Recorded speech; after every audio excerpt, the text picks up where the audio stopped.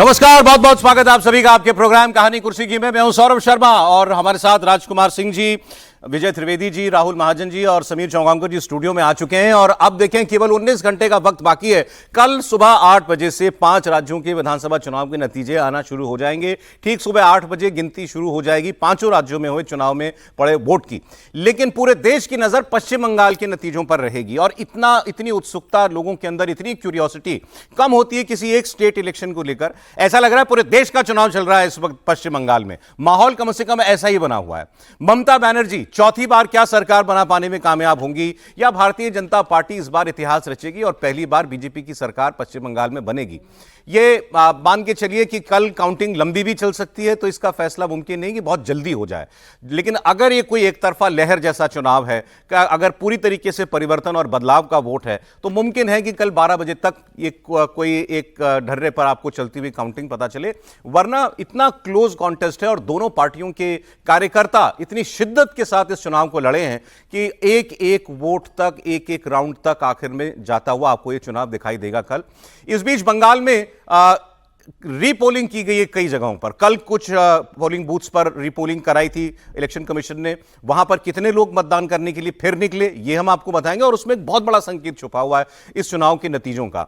इसके अलावा जो सबसे ज्यादा चर्चा है वो है दक्षिण 24 परगना सीट की, फाल्टा विधानसभा इलाके की, जहां माहौल गर्म है और पूरी असेंबली सीट का, फाल्टा का चुनाव रद्द कर दिया इलेक्शन कमीशन ने और उसकी नई डेट दे दी है जब दोबारा मतदान वहां कराया जाएगा। और टीएमसी के उम्मीदवार जहांगीर खान, जो अपने आप में एक दबंग व्यक्ति भी है, उस पर आरोप लगा कि उसने मतदाताओं को डराया धमकाया बीजेपी के लिए वोट करने को लेकर के। और कल आपने देखा कि सड़क जाम करके प्रदर्शन कर रहे गांव वालों ने किस तरीके से अपने आप बीती बताई थी। अब 29 अप्रैल को दूसरे फेज की वोटिंग के दौरान ईवीएम में गड़बड़ी और हिंसा की खबरों को देखते हुए इलेक्शन कमीशन ने एक्शन ले लिया है। चुनाव आयोग ने फल्टा विधानसभा की सभी 285 बूथ पर दोबारा वोटिंग कराने का आदेश दिया है। 21 मई सुबह 7 बजे से शाम 6 बजे तक इस सीट की सारे पोलिंग बूथ पर दोबारा मतदान कराया जाएगा और इस सीट के नतीजे 24 मई को जारी किए जाएंगे। किसी भी चुनाव में कुछ बूथ पर रीपोलिंग किसी गड़बड़ी की वजह से, किसी तकनीकी खराबी की वजह से, जैसे कहीं पर मान लीजिए ईवीएम में कोई गड़बड़ी आई हो, मतदान रोकना पड़ा हो बीच में, या कई अब सीसीटीवी से सारी निगरानी रखी जाती है, सीसीटीवी कहीं बंद हो गया हो, या कुछ और शिकायतें हो मतदाताओं की, उसको लेकर के कुछ बूथ पर रीपोलिंग अलग बात है।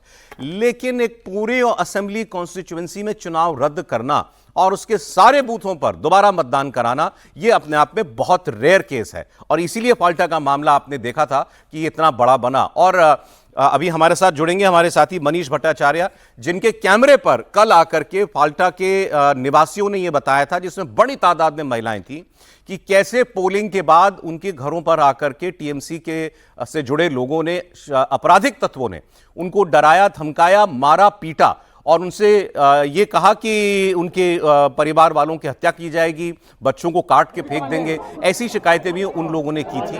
और ये सब कुछ जब कैमरे पर लाइव पूरी देश ने देखा, उसके बाद इलेक्शन कमीशन ने, इसकी शिकायत पुलिस से भी हुई थी, तो इलेक्शन कमीशन ने सारी जानकारियां ली और उसके बाद फाल्टा में दोबारा मतदान कराने का फैसला लिया गया है। इलेक्शन कमीशन को फाल्टा में बड़े पैमाने पर बूथ कैप्चरिंग की शिकायतें मिली हैं। ये सारे जो ऑर्डर दिए हैं इस रीपोलिंग के, उसमें ये बातें दर्ज हैं, तो उसमें बूथ कैप्चरिंग का जिक्र किया गया है। सोचिए कि हम तो सोचते थे बीते गुजरे जमाने की बात हो गई, बूथ कैप्चरिंग। चुनाव आयोग कह रहा है कि कई जगहों पर बूथ जो हैं वो पूरी तरीके से टीएमसी के लोगों के कब्जे में चले गए थे, वहां हम लोग वोट ही नहीं डाल पाए। ईवीएम में बीजेपी के सिंबल के सामने काली टेप लगा दी गई थी, इसके वीडियो सामने आए थे। ये तो पोलिंग के दिन आए थे। अब उसका संज्ञान लिया है। कई जगहों पर असली वोटरों को वोट देने से रोका गया, उन्हें धमकाकर डराकर उनका वोट खुद ही डाल दिया गया और लोगों ने डाल दिया। रिपोर्ट में यह भी बताया गया है कि कुछ संदिग्ध लोगों ने बैलेट यूनिट के बटन्स के ऊपर इत्र लगा दिया, परफ्यूम जैसी कोई चीज लगा दी या स्याही लगा दी कि उनकी उंगली पर जो है वो इत्र या वो खुशबू आ जाए या कोई स्याही का निशान आ जाए, ताकि बाहर लोगों को यह पता चल सके कि यह व्यक्ति किस उम्मीदवार को, किस पार्टी को वोट डाल करके आया है। ये सारी बातें इलेक्शन कमीशन के ऑर्डर में। कई वोटिंग सेंटर्स पर वीडियो रिकॉर्डिंग लंबे समय तक बंद हुई। स्टोरेज चिप्स या तो खाली थी, कैमरा बंद है, लेकिन इस वजह से नहीं कि स्टोरेज फुल हो गई है, स्टोरेज पूरी बची हुई है या उसके अंदर और कोई रैंडम चुनावी फुटेज है। मतलब उसको जानबूझकर पोलिंग के वक्त कई घंटों के लिए सीसीटीवी को बंद कर दिया गया। वोटिंग के सबसे बिजी वक्त में सीसीटीवी में रिकॉर्डिंग नहीं हो रही थी। तो ये सारी बातें जो हैं वो सामने आई हैं। फाल्टा में 29 अप्रैल को हुई वोटिंग की वीडियो रिकॉर्डिंग में कई गंभीर गड़बड़ियां मिली हैं। कंपेनियन वोटिंग मतलब कि दो व्यक्ति साथ में गए हैं, एक व्यक्ति की मदद से दूसरे व्यक्ति ने वोट डाला, ये नियमों के बिल्कुल खिलाफ है। एक व्यक्ति ही केवल उस इंक्लोजर में जा सकता है जहां पर वोट डाला जाता है, वहां कोई आसपास भी नहीं रह सकता। लेकिन वहां पर और लोग भी गए, बिना इजाजत के लोग वोटिंग कंपार्टमेंट के अंदर गए। पोलिंग अधिकारियों का वोटर्स को कई जगह पर निर्देश देना भी पाया गया कि पोलिंग अधिकारी बता रहे हैं कि आपको यहां जाना है या ऐसे वोट डालना है। पोलिंग अधिकारी खुद बूथ के अंदर चला गया, ऐसा ये भी नियमों के विपरीत है। एक साथ कई लोग वोट डालने के लिए चले गए, इससे गोपनीयता के नियम टूटे हैं। तो ये सारी बातें हुई हैं फाल्टा में। और वोटिंग वाले दिन कुछ लोग बार बार अंदर जाकर वोटिंग में दखल दे रहे थे या वो खुद बार बार वोट डाल रहे थे, ये भी इलेक्शन कमीशन को पता चला है। अलग अलग पहचान के नाम पर फर्जी वोटिंग भी कराई गई है। अधिकारियों ने इसे रोकने के लिए कोई ठोस कदम भी नहीं उठाए, ये भी इलेक्शन कमीशन खुद बता रहा है। और मनीष भट्टाचार्य अब हमारे साथ जुड़ चुके हैं। मनीष, सबसे पहले आपको बहुत बहुत बधाई। कल आपके कैमरे पर आप और आपके कैमरा पर्सन जब वो लोगों की सारी बातें देश को सुना रहे थे, तब एक्चुअली पता चला कि कितने बड़े पैमाने पर चुनाव में धांधली होती आई है। क्योंकि ऐसा नहीं है कि इन लोगों ने इस किस्म का दबाव या इस किस्म की हिंसा का सामना पहली बार किया होगा। शायद इस बार भारी तादाद में सेंट्रल फोर्सेस की वजह से ये लोग हिम्मत कर पाए बताने की। लेकिन जो कुछ आपने दिखाया, जो इन लोगों ने बताया, उससे बिल्कुल शीशे की तरह साफ था कि बंगाल के कई हिस्सों के अंदर चुनाव दबाव में हुआ है। भय जो बीजेपी ने नारा दिया था वो केवल एक स्लोगन नहीं बल्कि बंगाल की चुनावी सच्चाई भी थी। जी हाँ, वो भी तब जब इतनी भारी फोर्स लगा दी है। उसके बावजूद भी तब आप अंदाज़ा लगाइए कि जो 2021 या उससे पहले के जो चुनाव रहे हैं पश्चिम बंगाल में, उसमें क्या हालत होती होगी, खासतौर पे साउथ 24 परगना का फाल्टा जैसा जो इलाका है। कल का दृश्य वाकई में चौंकाने वाला था कि जब भारी फोर्स लगी है, इतने इंतजाम किए गए, 1 लाख से ज़्यादा सीसीटीवी कैमरे लगाए गए, हर गांव में हर गली कूचे में इतनी फोर्स लगा दी गई है, उसके बावजूद भी इस तरीके के जो लोग हैं वो दबाव बना के खुल के सामने आए, घर वालों को दबाव बनाया कि वोट नहीं डालना है। अच्छा, सरप्राइजिंग बात यह है कि उनमें से लोग खुल के भी कह रहे हैं कि भाई इनके दबाव के चलते हमने जो ये चाह रहे थे उसी को वोट भी डाल दिया, फिर आप क्यों हमको निशाना बना रहे, टारगेट क्यों बना रहे, मार क्यों रहे हैं। तो इस तरीके की तस्वीर बहुत चौंकाने वाली है। इलेक्शन कमीशन ने लगभग 18 घंटे लगातार पूरे इस इलाके की तमाम सीसीटीवी कैमरे की निगरानी करते हुए पूरा ऑब्जर्व किया है। तमाम लोगों से, जितने भी वहां पर ऑफिसर्स थे, प्रिसाइडिंग ऑफिसर्स थे, बूथ ऑब्जर्वर्स थे, उनसे बातचीत की है। हर एक बूथ का माइन्यूट ऑब्जर्वेशन किया है। सुबह जिस समय मतदान शुरू हुआ है और जब तक मतदान खत्म हुआ है उसकी पूरी सीसीटीवी रिकॉर्डिंग देखी है। और जिस जगह का गैप मिला है, यानी कई जगह बता रहे कि सुबह 11 बजे से लेके शाम के 4 बजे तक की रिकॉर्डिंग ही नहीं है, यानी उस समय बूथ कैप्चर्ड करने की कोशिश की गई, वहां के सीसीटीवी कैमरे से छेड़छाड़ करने की कोशिश की गई।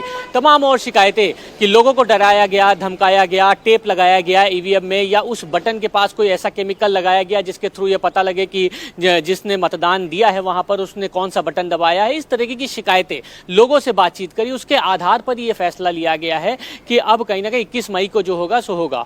लेकिन अभी भी फोर्स वहां पर बहुत डिप्लॉय है। लोगों में भय थोड़ा बहुत जरूर बना हुआ है। वो ये कह रहे हैं कि इस उम्मीद से हम घर से बाहर निकले थे कि हम वोट डाल पाएंगे, क्योंकि फ्री एंड फेयर जो इलेक्शन होने का कमिटमेंट किया था इलेक्शन कमीशन ने, वो फोर्स भी तैनात थी। लेकिन अब जब फोर्स गली कूचे में घुस रही है और भी तमाम जो लोग गाँव में जा रहे हैं, तब वो लोग खुल के सामने आ रहे हैं कि हमको वोट डालने नहीं दिया गया। मेरा आपसे अगला सवाल भी होने वाला था। कल जो आपने फाल्टा में जो हाल हुआ वो दिखाया, अब तो सबसे एक्चुअली सवाल तो ये बनता है कि ये तो एक जगह की बात थी, और जगहों पर ऐसा नहीं हुआ होगा, इसकी क्या गारंटी है? ये चुनाव वाकई में कितना फ्री, फेयर और डर और भय से मुक्त हुआ, ये कैसे पता चलेगा? नहीं, देखिए, ये एक बात तारीफ करनी होगी सीएपीएफ की, इलेक्शन कमीशन की, कि 2021 की अगर आप तुलना करेंगे, 2021 के चुनाव में मैं था, ऐसा कोई जगह नहीं है पश्चिम बंगाल का, ऐसा कोई जिला नहीं है जहां से हिंसा की खबरें नहीं आ रही थी। तमाम पत्रकारों को पीटा गया था, दौड़ा दौड़ा के मारा गया था, लाशें गिरी थी। दोपहर के 12 बजे तक के तो खबरें आ गई थी कि आधा बंगाल सुलग रहा है। लेकिन इस बार इस तरीके की छुटपुट खबरें जरूर आई हैं। और एक तस्वीर ये भी देखने को मिली है हम लोगों को कि जिन गलियों में हम घुस नहीं पा रहे थे, जैसे मैं कल बागदा गया साउथ 24 परगना के, उस इलाके में पत्रकार और तमाम लोग कह रहे थे कि इस इलाके में तो घुसने की हिम्मत ही नहीं थी। लेकिन इस इलाके में रीपोलिंग हुई है तो हमें पता लगा है इस इलाके का ज्योग्राफिकली कि ये इलाका कैसा है और वाकई में कौन सा इलाका का डोमिनेटेड है, कौन से कास्ट डोमिनेटेड है, मुस्लिम बाहुल है या हिंदू बाहुल है। इस तरीके की जगहों पर जा पाना अपने आप में, हम लोग जब खुलेआम घूम रहे थे तो हमें लगा कि फोर्स ने कंट्रोल किया है। लेकिन कई ऐसे पॉकेट्स में जहां पे फोर्स ने कोशिश करी लेकिन लोगों को डराया धमकाया गया। ये इससे आप अंदाजा लगाइए कि जिन लोगों ने ये कोशिश की है उनके अंदर मंशा क्या है, किस तरीके से बूथ कैप्चरिंग, जो पुरानी हिस्ट्री यहाँ की पश्चिम बंगाल की रही है उसको दोहराने की कोशिश की है। और लगातार ये कोशिश कर रहे थे कि मतदान उनके हिसाब से हो, जिस तरीके से डोमिनेट करके वो अपने हिसाब से वोटिंग गिरा देते थे। या लोग कहते हैं कि हम कभी वोट डालने नहीं जा पाते थे, हमारा वोट डाल पड़ गया, अब तो हमें मौका मिला है, हम वोट डालने जाएंगे। इस तरीके की जब खुल के बातें सामने आ लेगी तो उन्होंने दबाव बनाना शुरू किया। तो अभी ये जो तस्वीर आई है बहुत वाकई में लोगों में विश्वास जगा है। लेकिन कई जगह से इस तरीके की खबरें आई हैं, इसीलिए इलेक्शन कमीशन ने कड़ा संज्ञान लिया है। और खासतौर पे साउथ 24 परगना का फाल्टा इलाका, डायमंड हार्बर का, जो जहां से अभिषेक बनर्जी सांसद है, उस इलाके में रीपोलिंग होना अपने आप में ये दर्शाता है कि यहाँ पर किस तरीके से हिंसा करने की साजिश पहले से रची गई थी और जो कोशिश कर रहे थे उसको CAPF इलेक्शन कमीशन ने कई हद तक के रोका है। मनीष, बहुत शुक्रिया आपका। अब आपने कहावत सुनी होगी, चोरी और सीना जोरी। अब उसका देखिए आप लाइव सैंपल। फाल्टा में रीपोलिंग हुई और रीपोलिंग को लेकर के इलेक्शन कमीशन बता रहा है कि इन वजहों से उसको ये फैसला लेना पड़ा। लोगों ने बताया कि उनके ऊपर कैसा दबाव था, उनके ऊपर हिंसा का डर था, हिंसा की गई। कल बीजेपी के नेता अमित मालवीय ने कहा, जब ये ऑर्डर आ गया रीपोलिंग का, ये डायमंड हार्बर जो अभिषेक बनर्जी की लोकसभा कॉन्स्टिट्यूएंसी है उसके अंदर असेंबली पड़ती है, तो उन्होंने कहा कि डायमंड हार्बर मॉडल ध्वस्त हो गया है रीपोलिंग के आदेश के बाद। इस पर अभिषेक बनर्जी का जवाब शायद पहली बार में पढ़कर आपको यकीन ना हो कि एक सांसद का जवाब हो सकता है ये। अभिषेक बनर्जी की भाषा धमकी वाली और गुंडागर्दी वाली थी। उन्होंने चुनौती देते हुए कहा कि डायमंड हार्बर मॉडल को कोई नुकसान नहीं पहुंचा पाएगा, खासकर बांग्ला विरोधी गुजराती गिरोह ऐसा करने के लिए 10 जन्म भी कम पड़ जाएंगे।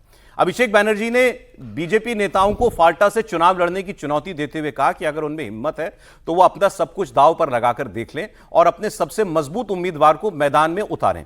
ये अभिषेक बनर्जी कह रहे थे उस जगह के लिए जहां पर रीपोलिंग का ऑर्डर आदेश दिया गया।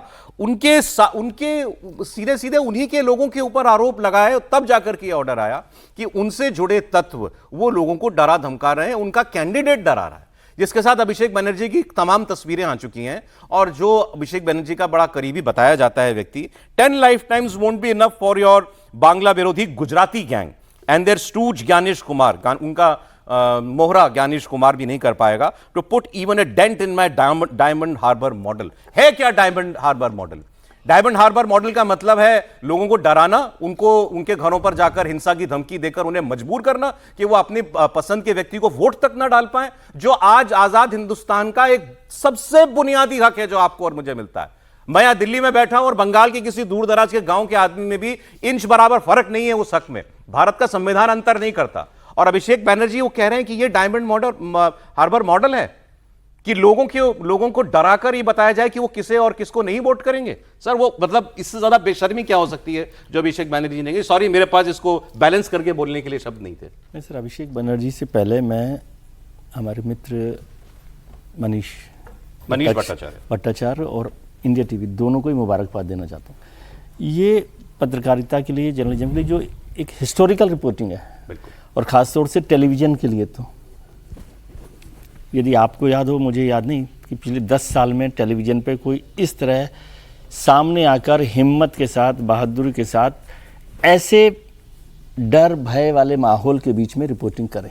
ये केवल डर उनके लिए है। और आपको याद हो कल मैंने कहा था कि मनीष की सेफ्टी के लिए भी कुछ काम किया जाना चाहिए, क्योंकि कोई ऐसा भरोसा नहीं रहता कि ऐसे लोग कब क्या करते हैं। लेकिन फिर से मुबारकबाद। और वो एक बड़ी वजह होगी, मैं ये नहीं कह रहा कि केवल इकलौती वजह होगी, वो एक बड़ी वजह होगी कि जिसकी वजह से पूरा इलेक्शन रद्द हो गया, काउंटरमैंड हो इसमें गया। कोई शक नहीं है सर। ना? कल वहां मनीष जब ये सब लोग आए और तो जो और लोगों ने जो शिकायतें भी की, हाँ जी, मनीष ने सबसे पहले ये बातें दिखाई, फिर बाद में और मीडिया कर्मी भी बातें उन्होंने भी अच्छी दिखाया। बात है, अच्छी बात है, वो भी है। और फिर बीजेपी या और जो लोगों ने भी शिकायत की होगी, दबाव उसके बना बाद उसका। दबाव बना और उसको वो इतना खुलेआम सामने दिख गया, तो उस दबाव को झेलना बड़ा मुश्किल काम था।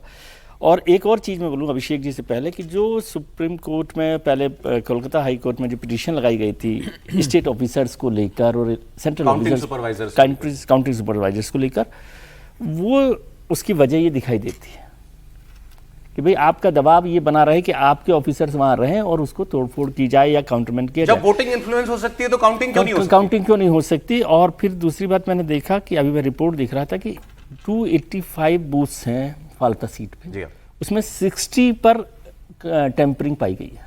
60 पर ईवीएम में टेम्परिंग 60 सीट्स उस बूथ्स पर पाई गई है। तो मतलब ये तो मुझे नहीं पता कि केवल फाल्ता पर ही ये बोल सकते हैं क्या, इसका मतलब तो फिर बहुत कुछ हुआ होगा ना। बिल्कुल ठीक, बिल्कुल ठीक। तो और 60 तो बहुत ज्यादा होती है सर, 1/4 करीब वो सर, बूथ ये हो गई। दबदबा बता रहा है इनका दबदबा कि बता रहा है कि आप किस तरह से वो कर रहे हैं। वहां अंदर कमरे में बैठे जो रिटर्निंग अफसर थे, सब इतने लोग बैठे होते हैं, 7-8 लोग बूथ के अंदर, किसी को नहीं, सबकी सहमति से हो रहा है वो। उसकी सहमति से हो रहा है या डर से हो रहा है? डर ही कहिए। हाँ, डर से कह लीजिए।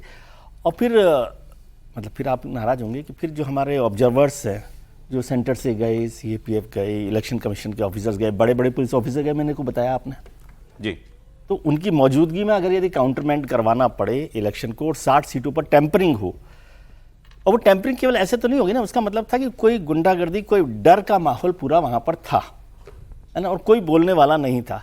तो फिर मुझे ये भी समझने की ज़रूरत पड़ेगी कि हमारे जो ऑब्जर्वर्स होते हैं, हमारे जो सेंट्रल फोर्सेज हैं, वो क्या एक बिना भय वाला माहौल दे सकते हैं? और भले ही इलेक्शन कमीशन ने ये कर दिया, माफ़ी चाहता हूँ, इलेक्शन कमीशन पर भी सवाल है। सर इसको वही बात है, ये ग्लास हाफ फुल और हाफ एम्प्टी। आज सेंट्रल फोर्सेस के होने के बावजूद, 3.25 लाख सुरक्षा कर्मचारियों के होने के बावजूद ऐसी खबरें आई, तो ये सोच लीजिए कि पहले क्या होता होगा।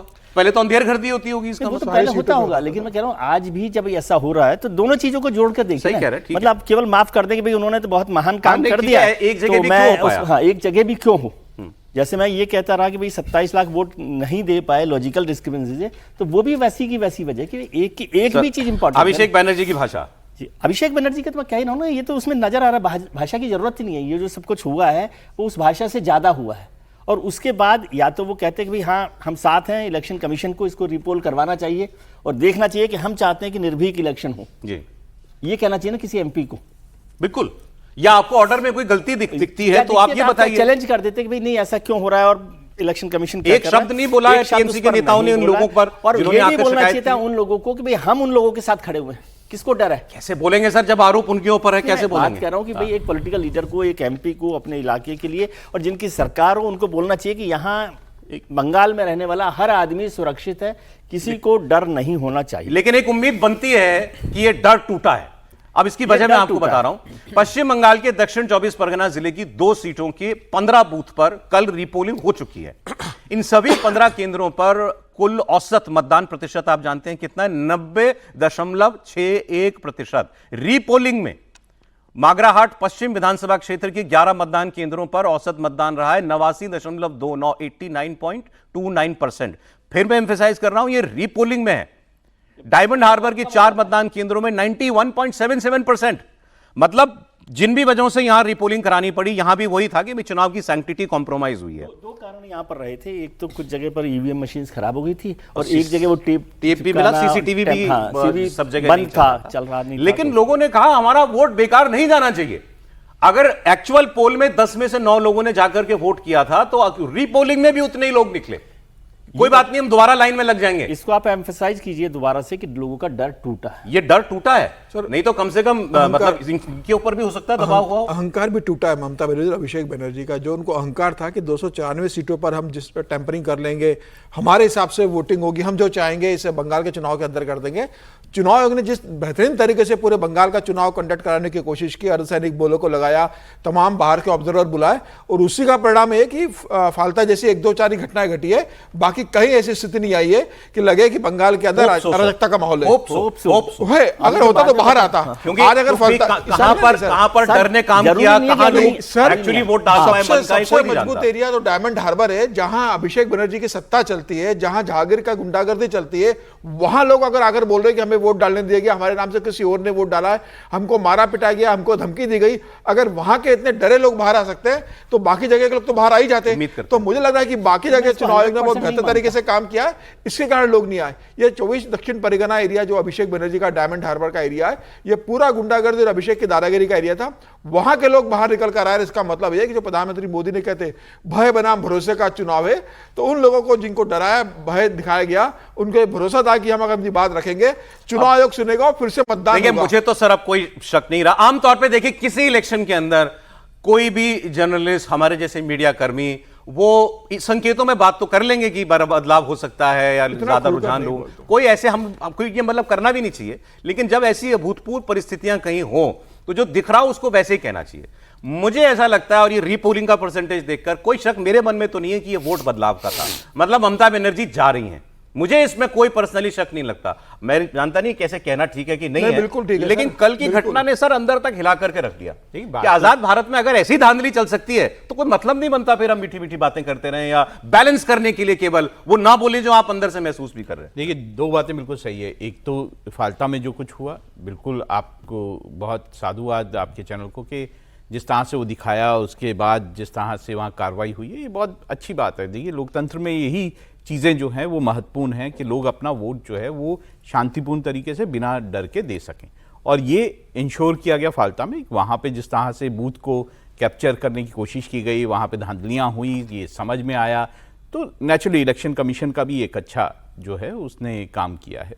ये बात देखिए, जो डायमंड हार्बर में 4 सीटें और जो एक और जगह है मगरहाट, 15 बूथ जो है, 15 मतलब बगरहाट में जो है वो 11 सीटें, 11 बूथ पे ये जो रीपोल हुआ है, इसमें थोड़ा सा मैं ये जरूर कहूंगा कि ये सब भी नहीं होना चाहिए था। अगर रीपोल की जरूरत पड़ी है, कई बार ये होता है कि मशीन खराब हो गई, कई बार कुछ और तरीके होते हैं। वैसे पोलिंग परसेंटेज पे कोई खास बात नहीं है, क्योंकि मगरहाट में पिछली बार भी 90% वोट हुआ था, तो वो कोई बड़ी बात नहीं है। लेकिन हाँ, दूसरी बार लोग थोड़ा जो है कुछ भी कह लीजिए, वो उतने उत्साह नहीं रहता। हाँ, ये बात सही है कि निकले हैं, बहुत अच्छी बात है। और इस बार पश्चिम बंगाल में जोर शोर से लोगों ने बढ़कर वोट किया है। शायद इसकी एक कारण ये भी परिवर्तन हो रहा है राहुल जी, नहीं वहाँ 3.25 लाख की राय में जानता हूं, इसलिए मैंने पूछा नहीं इनसे। देखिए, मुझे नहीं लगता, मुझे जहाँ तक मेरा मतलब आंकलन है, हो सकता है मैं गलत हूँ, लेकिन मेरा आंकलन ये है कि वहाँ पर ऐसा नहीं है कि टीएमसी जो है वो बहुत कमजोर स्थिति में है। मुझे लगता है कि बीजेपी की सीटें काफी बढ़ेंगी, लेकिन क्या वो सरकार बना लेगी, इसको लेकर मेरे को संशय है। अभी भी आपको लगता है? राजकुमार जी। मैं सौरभ जी पहले बात करूंगा फाल्टा की या पश्चिम बंगाल में जिस तरह से पोल हुआ उसकी। फाल्टा में नो डाउट मनीष भट्टाचार्य ने और इंडिया टीवी ने वो काम किया जो मीडिया को सही मायने में करना चाहिए। लेकिन फाल्टा तो 3-4 दिन पहले से ऐसा लग रहा था कि बड़ा मुश्किल होगा वहाँ निष्पक्ष चुनाव कराना। वहाँ जो उम्मीदवार है जहांगीर खान, उन्होंने अपने आप को पुष्पा यानी पुष्पा फिल्म का किरदार देख लें, जो एक छोटा सा अपराधी होता है, बाद में बहुत बड़ा स्मगलर बन जाता है, उसके पैरेलल गवर्नमेंट चलने लगती है इलाके में, उससे अपनी तुलना करते हुए जो सेंट्रल ऑब्जर्वर थे आईपीएस अजय पाल शर्मा, उनको सिंघम कहा और धमकी दी थी। यानी पहले से मालूम था कि वहाँ हालात क्या हैं। उसके बावजूद अगर इलेक्शन कमीशन वहाँ वो सारे इंतजाम नहीं कर पाया जो करने चाहिए थे और रीपोल की नौबत आ गई, तो हम कैसे मान लें कि बाकी 293 कॉन्स्टिट्यूंसीज हैं, वहाँ कोई गड़बड़ नहीं हुई होगी। अब सवाल है कि फाल्टा हमारे सामने है, इसलिए सामने है कि मनीष भट्टाचार्य ने या इंडिया टीवी ने वहाँ तक पहुँच बनाई और लोगों को बात कहने का मौका दिया। पहली बात तो ये है। दूसरी बात, पश्चिम बंगाल में चुनाव कैसे होते रहे हैं, इस बात का इशारा हम लोगों ने पहले भी किया है। एक मैकेनिज्म होती है चुनाव कराने की, जीतने की और सत्ता में बने रहने की, और ये लेफ्ट फ्रंट के जमाने से चली जा रही है। मेरे ख्याल से 77 से अगर आप काउंट कर लें, ममता बनर्जी ने उनका वोट बैंक ही नहीं लिया, उनकी मैकेनिज्म भी ली और उस पर पूरी सफलता के साथ अमल किया। अब आते हैं कि नतीजा क्या कोई संकेत मिल रहा है क्या हमको। अगर आप एग्जिट पोल की बात करें तो व्यक्तिगत रूप से मैं उनके मेहनत का, काम का, संसाधनों का सम्मान करते हुए मैं मानता हूं कि एग्जिट पोल पर मेरा भरोसा कभी नहीं रहा। ठीक। और वो भरोसा लगातार कम इसलिए हुआ कि आज से 10-15 साल पहले तक तो 2-4 बड़ी एजेंसीज होती थी जिनका एक ट्रैक रिकॉर्ड था। आप उनको स्कैन कर सकते थे कि इनका परसेंटेज सक्सेस का क्या है, फेलियर का क्या है। पिछले कुछ सालों से हर चुनाव में 2-3 नए खिलाड़ी आ जाते हैं जिनकी बैकग्राउंड आपको पता नहीं, ट्रैक रिकॉर्ड आपको पता नहीं।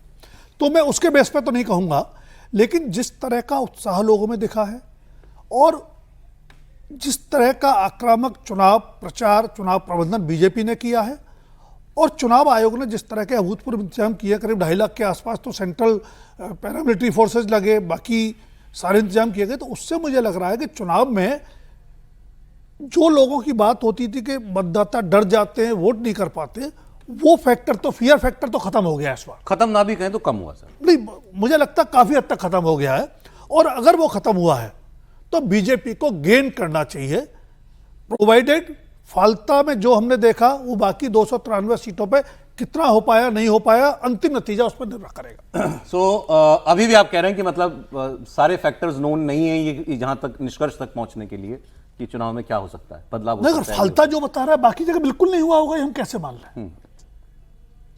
अगर हुआ होगा, सही है भाई ममता बनर्जी पिछली बार टीएमसी 215 जीती ना, 77 तो एक बूथ पर अगर 50 आदमी भी इन्फ्लुएंस हुआ है या डर गया है मैं वही कह रहा हूं, तो भी बहुत है। तो छोटे मार्जिन से तो बहुत सारी सीटों पर कुछ हो सकता है। तो बीजेपी ने गेन किया है, बहुत अच्छा चुनाव लड़ा है, वोटर ने अपनी जिम्मेदारी, अपने मताधिकार का बहुत जिम्मेदारी और उत्साह के साथ उपयोग किया है, लेकिन क्या वो पूरी तरह फ्री एंड फेयर हो पाया है, उस पर बहुत कुछ निर्भर करेगा। सर अब पहले तो वोट फ्री एंड फेयर हो पाया कि नहीं हो पाया, अब काउंटिंग भी विदाउट फियर और फेवर हो पाएगी कि नहीं हो पाएगी, ये भी सवाल है, क्योंकि अब सुप्रीम कोर्ट तक मामला गया है ये कौन काउंटिंग सुपरवाइजर होगा, केंद्र का कर्मचारी होगा कि राज्य का कर्मचारी होगा, ये हमने कल इस पर बात भी की थी। दोनों पार्टियों ने अपने अपने पार्टी के वर्कर्स को ट्रेनिंग दी है बाकायदा कि उन्हें काउंटिंग के दिन कितना सतर्क रहना है, किस बात पर नजर रखनी है।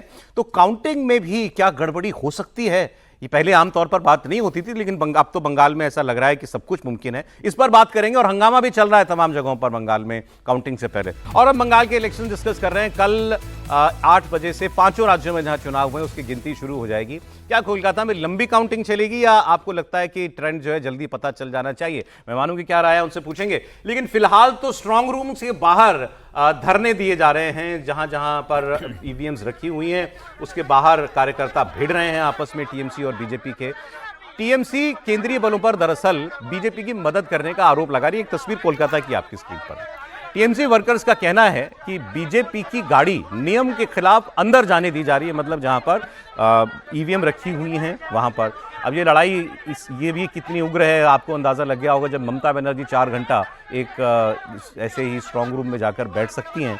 उनकी पार्टी के कार्यकर्ताओं को पूरा निर्देश है कि 1 सेकंड के लिए भी नज़रों से ओझल नहीं होने देना है। सीसीटीवी कैमरों की जो भी फीड दिखाई जा रही है, मतलब ईवीएम सुरक्षित हैं या नहीं है।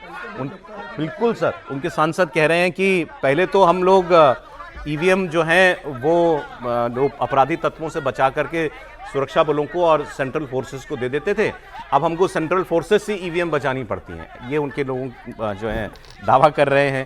खैर आज तक तो नहीं देखा कि कहीं पर ईवीएम्स रखी हुई हो, स्ट्रांग रूम पहुंच गई हो सुरक्षित और वहां जाकर के कोई धांधली गड़बड़ी की हो, पुलिस मिल गई हो, सुरक्षा बल मिल गए हो या कोई अनवांटेड आदमी उस जगह तक पहुंच गया हो जहां पर ईवीएम एक्चुअली रखी हुई है।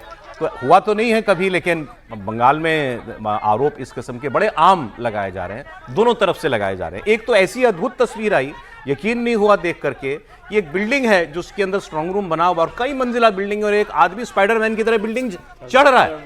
वो क्या करने जा रहा था, वो कहां अंदर जाना चाहता था, वो टीएमसी का वर्कर निकला, क्यों जा रहा था किसी को नहीं मालूम, लेकिन अजीबोगरीब काम हो रहे हैं। यहां कोलकाता में टीएमसी के वर्कर क्या कह रहे हैं, कि शिकायत क्या है, एक बार सुनिए आप। निकल गया, मैं वहां चेक करने गया कि गाड़ी निकल गया पीछे के रास्ते से। अभी आपके सामने गाड़ी आया 8099। हाउ पॉसिबल कैसे? 1 मिनट, हमने गया, मुझे लेके गया पुलिस वालों ने कि गाड़ी नहीं है वहां पे, बट मैं जाकर देखता हूँ वहां पे वहां गाड़ी नहीं है। तो अभी गाड़ी कहाँ से निकला? अभी गाड़ी कहाँ से निकला बताइए? ये तो गलत है ना। किसी भी पार्टी का पताका कैसे लगा सकते हो? आर्मी गाड़ी से लेकर बीजेपी फ्लैग डैशबोर्डेर ऊपर ये आर्मी ना ये तो सिस्टम वो लोग सुबह से ठीक काम कर रहे हैं, पुलिस वाले लोग या सीआरपीएफ ले लोग। मतलब ये छोटा सा भी चूक समझ सकते कितना बड़ा घटना घट सकता है। अब ऐसे ही हुआ था जब ममता बनर्जी स्ट्रांग रूम गई थी कोलकाता में, तो उनके साथ एक गाड़ी आई थी वैन जैसी, तो बीजेपी के लोग आगे लेट गए, ना ना ना ये गाड़ी क्यों आई है, हम गाड़ी को नहीं जाने देंगे आगे। दोनों तरफ से जो है ऐसे वहम हो गए लोगों को। अब एक और तस्वीर आप देखिए, बंगाल के नॉर्थ 24 परगना के विधाननगर में हंगामा हुआ। यहां काउंटिंग से पहले स्ट्रांग रूम के बाहर खूब बवाल हुआ। विधाननगर कॉलेज में स्ट्रांग रूम बना है और इसके पास टीएमसी और बीजेपी के कार्यकर्ता आमने सामने आ गए। दोनों तरफ से खूब नारेबाजी हुई और फिर होते होते मामला भिड़ंत तक पहुंच गया। हालात काबू में करने के लिए बड़ी तादाद में सेंट्रल फोर्सेज मौके पर पहुंची और किसी तरह काबू में किया। बीजेपी कह रही है कि तृणमूल कांग्रेस ने के कैंप में पार्टी के झंडे लगा दिए, जिसकी वजह से झगड़ा शुरू हुआ। फिलहाल पुलिस ने मामला शांत करा दिया है। टीएमसी और बीजेपी कार्यकर्ताओं को अलग करने के लिए बैरिकेड्स भी लगा दिए हैं। बीजेपी टीएमसी के स्ट्रांग रूम को लेकर लगाए आरोपों को हार की हताशा बता रही है। बीजेपी का कहना है कि ममता बनर्जी हार चुकी हैं, वो इस बात को जानती हैं कि स्ट्रांग रूम का नाटक सिर्फ बहाना है। देखिए, हारने का ये प्रतीक है कि हम हार रहे हैं तो तरह तरह का वजूहात देंगे, क्या इसलिए हमको हरा दिया गया, उसलिए अरे पब्लिक आपको हरा दिया है। 91.92-93% वोट हुआ है, तो अब आपको पब्लिक पसंद नहीं कर रही है, अब उसको कहानी तो बनाना होगा। आफ्टर ऑल पॉलिटिकल पार्टी है, तो अपना ममता बनर्जी जानते हैं झूठ बोलने के लिए पीएचडी की है, उसको झूठ बोलने का में पीएचडी है, रिसर्च की है, झूठ कैसे बोला जाता है, तो बोल रही है। उसको पब्लिक से क्या मतलब है, पब्लिक ने अपना काम कर दिया है। अब आप इंतजार कीजिए, 4 तारीख के बाद विदाई का बेला शुरू है। एक बात तो है सर, ये भी लोग कह रहे हैं कि अगर ये काउंटिंग थोड़ा जल्दी हो जाती है, 4 दिन का गैप राजकुमार जी ना होता तो क्या बेहतर होता? वजह नहीं होगी, कोई ग्रुप्स मूवमेंट की वजह रही हो सकता नहीं, पर वो वजह तो चुनाव आयोग ने बताई नहीं। 2 चीजें नई हुई। पिछली बार तक 8 राउंड में पोलिंग होती थी, इस बार हमने 2 राउंड में कराई। और पिछली बार मेरे ख्याल से जो लास्ट फेज की वोटिंग थी उसके 2 दिन बाद या 3 दिन बाद चुनाव काउंटिंग हो गई थी। 3 दिन बाद। इस बार वो 1 दिन एक्स्ट्रा है, 4 दिन है। हाँ, इस बार थोड़ा लंबा है वो समय, तो उससे बचने की कोशिश होनी चाहिए थी, लोगों को सवाल उठाने का मौका मिलता है। लेकिन अगर उसके कुछ लॉजिस्टिक जरूरतें थी, कुछ रिक्वायरमेंट थी, चुनाव आयोग को बता देना चाहिए, उसको कुछ छुपाने की बात। इंतजामों के अलावा तो और क्या ही होगा? एक और बड़ी वजह होती है कि जो इलेक्शन कमीशन, मतलब वैसे तो ये इलेक्शन कमीशन का डोमेन है, लेकिन री पोलिंग के लिए टाइम दिया जाता है। जैसे क्रिकेट में भी होता है ना, फाइनल मैच है तो उसके लिए 2 दिन और दे दिया एक्स्ट्रा। अब जैसे इसमें ही होगी री पोलिंग, 2 जगह तो होगी, 1 दिन तो पूरा करवाई है, तो वो 2 दिन री पोलिंग के लिए। और कई बार होता है, मान लीजिए मौसम ही खराब हो गया, बारिश हो गई, वहाँ पर कोई हो ही नहीं सकता, कोई बड़ा एक्सीडेंट हो गया, कुछ और घटना हो गई है, तो सेफ साइड में इलेक्शन कमीशन 2-1 दिन देता है उसमें। दूसरी बात, जब ज़्यादा फेज में होता है तो वो ईवीएम का ट्रांजिशन, मतलब जो मूवमेंट है वो हो जाता है। अब जब 2 हुई है तो वो बहुत सारी एक साथ है, मान लीजिए 8 फेज में हो रहा हो तो एक फेज के सब जगह पहुंच जाते हैं, तो वो भी एक बड़ी वजह होती है जिसकी वजह से ये किया जा रहा है। और सेफ्टी के लिए बेहतर है कि 4 दिन दिए जाए। और मान लीजिए अभी 1 दिन और मिलता रीपोलिंग के लिए, ये तो फालता में तो उन्होंने 21 मई के लिए कर दिया, लेकिन 15-20 बूथ पर कहीं और हो रहा होता तो फिर आप कैसे उसको काउंटिंग करते? इसलिए वो 2 दिन का तो सेफ टाइम दिया ही जाता है कि रीपोलिंग के लिए दिया जाए, या कोई भी ऐसे कारण जिनकी आपको उम्मीद नहीं। क्या लग रहा है कि लंबा चलेगा कल काउंटिंग का दिन? 100% बहुत लंबा चलेगा, और वो काउंटिंग भी कैसे होगी ये भी देखना है आपकी, कितना हंगामा हो रहा होगा, टेम्पर हाई होंगे, टेम्पर हाई होगा, लॉ एंड ऑर्डर का मामला है, सिक्योरिटी का मामला है। और बूथ्स पर मैं तो वैसे भी देखा, आमतौर पर भी इतना टेम्परेचर बढ़ा हुआ रहता है, और इस चुनाव में तो दिख रहा है, तो ये लंबा चलेगा, रात तक आपको इंतजार करना पड़ेगा। वैसे तो अभी कल सुबह का इंतजार कीजिए, कल सुबह किसकी होगी। इस चुनाव में मेरे को एक बहुत डेंजरस जो ट्रेंड दिख रहा है, वो ये दिख रहा है कि पश्चिम बंगाल की जरूरत थी कि वहाँ सेंट्रल पैरामिलिट्री फोर्सेज लगें, चुनाव आयोग ऐसे प्रबंध करे, लेकिन कुल मिलाकर के चाहे वोटिंग का सवाल हो, चाहे स्ट्रांग रूम का सवाल हो, या काउंटिंग सुपरवाइजर्स का सवाल हो, स्टेट वर्सेस सेंटर जैसे से बनाने की कोशिश की जा रही है। ममता बनर्जी या वहाँ की सरकार को या टीएमसी को सेंट्रल सरकारी मशीनरी पर कोई भरोसा नहीं है। वो कह रहे हैं वो बीजेपी के लिए काम कर रहे हैं। इसी तरह से बीजेपी को स्टेट गवर्नमेंट मशीनरी पर कोई भरोसा नहीं है। तो कुल मिलाकर ये एक बहुत खतरनाक ट्रेंड हम सेट कर रहे हैं। चुनाव देश में आगे भी होते रहेंगे और हर जगह पूरी तरह केंद्रीय सुरक्षा बल करा पाएंगे संभव नहीं है जी। तो ये इससे बचने की सर, कोशिश इसमें दोनों इसी पे दलों को निर्भर करनी करता है कि जो बाकी प्लेयर हैं चुनाव के वो क्या कह रहे हैं। वो कैसे बिहेव तो मैं अपने अच्छा किया, चलिए तो मैं दिखाता हूं, मैं आगे दिखाने वाला था। अधीर रंजन जी और तारिक अनवर दोनों कांग्रेस के नेता, इनके बयान हैं हमारे पास, रेडी कर लीजिए तो दिखा देते हैं। तो अब एक ही पार्टी के लोग हैं, और बड़ी अच्छी बात कही राजकुमार जी ने, ये नहीं होना चाहिए, ये होना नहीं चाहिए। वैसे तो हर इलेक्शन में ये आरोप पहले जो है दबी जबान में लगता था, आजकल वह ओवर द टॉप लगाया जाता है कि इलेक्शन कमीशन सेंटर के साथ है। इलेक्शन कमीशन पूरे शेड्यूलिंग से लेकर के और फोर्सेस हर चीज का प्रबंध वैसे ही करता है जैसा केंद्र की सरकार चाहती है, ये आरोप लगते रहे हैं। लेकिन इस बार वो बिल्कुल अलग लेवल पर जाकर के लगे हैं। इलेक्शन कमीशन ने इस बार जो प्रक्रिया अपनाई या जो नए काम किए, चाहे लाखों सुरक्षा बल लगाने हों या एसआईआर की कार्रवाई, उसके बाद उसमें लॉजिकल डिस्क्रिपेंसी, ट्राइब्यूनल बनाए गए, सब कुछ जो हुआ ये भी एक्स्ट्रा ऑर्डिनरी था। अब टीएमसी कहेगी कि ये सेंटर के साथ मिलकर किया, बीजेपी नकारती रहेगी। कोर्ट ने क्या कहा? कोर्ट ने कहा कि कोई वजह नहीं है कि सेंटर के लोग भी ना हो इस काउंटिंग सुपरविजन के अंदर, स्टेट के भी हो, सेंटर के भी हो, और लेकिन फाइनली वो किसको क्या पद देगा, अब कोई सेंट्रल काउंटिंग सुपरवाइजर बना है और एक उसका असिस्टेंट सुपरवाइजर बना है, तो सुपरवाइजर सेंटर का है तो दूसरी जगह पर कोई स्टेट का बने, ये जरूरी नहीं है इलेक्शन कमीशन को देखना है। वो कई जगह ये हो सकता है कि सेंटर के आदमी को काउंटिंग सुपरवाइजर बना दिया और असिस्टेंट सुपरवाइजर स्टेट के कर्मचारी को बना दिया। ये सुप्रीम कोर्ट ने कहा, let the election commission decide. ये कोर्ट का रुख है, वो दखल नहीं दे रहा है। वो मान के उसने ये, चाहे कलकत्ता हाईकोर्ट पे कई मामले पहुंचे हो, उन्होंने कहा ये इलेक्शन कमीशन का डोमेन है, क्योंकि इलेक्शन कैसे कंडक्ट कराना है ये बिल्कुल सेपरेशन ऑफ पावर्स है, तो हम इसमें कम से कम दखल देंगे। जो तीसरी पॉलिटिकल पार्टी है इनको छोड़ के कांग्रेस, जिसका थोड़ा बहुत कुछ स्टेक बचा है, लेफ्ट के तो बयान भी नहीं आए चुनावों में उतने, उनके नेता जो ग्राउंड पे हैं अधीर रंजन, वो क्या कह रहे हैं, और जो सांसद हैं और पश्चिम बंगाल के नहीं हैं उनके क्या सुर हैं, ये आप सुन लीजिए तो आपको पता चल जाएगा कि केंद्र और राज्य के लोगों में इस चुनाव को देखने के नजरिए में क्या फर्क है। क्योंकि बंगाल में हमारे तजुर्बे ये कहते हैं कि लगातार पंचायत चुनाव से लेकर नगर पालिका से समव्यय और यहां तक भी सेल्फ ग्रुप चुनाव में भी नामांकन भरने नहीं दिया जाते।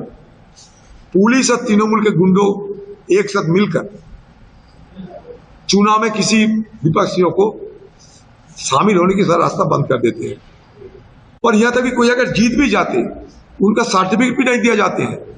पंचायत चुनाव में मैंने खुद, मेरा जानकारी है कि जब कोई जगह बीडीओ ऑफिस, तो उनका बैलेट पेपर सारे बीडीओ ऑफिस में रखा जाते हैं, बीडीओ ऑफिस भी स्ट्रांग रूम में तब्दील हो जाते हैं और स्ट्रांग रूम के पहरादार बीडीओ एसडी होते हैं, और सारे बैलेट पेपर मन मुताबिक सत्तारूढ़ पार्टी के आदेश पे निर्देश में सरकारी ऑफिसरों ने बदल देते हैं। बंगाल में इस बार मैंने ये देखा कि चुनाव के दिन कम से कम केंद्रीय बल की उपस्थिति में तत्परता से आम लोग वोट दान में सक्षम हुई, मतदान में सक्षम हुई।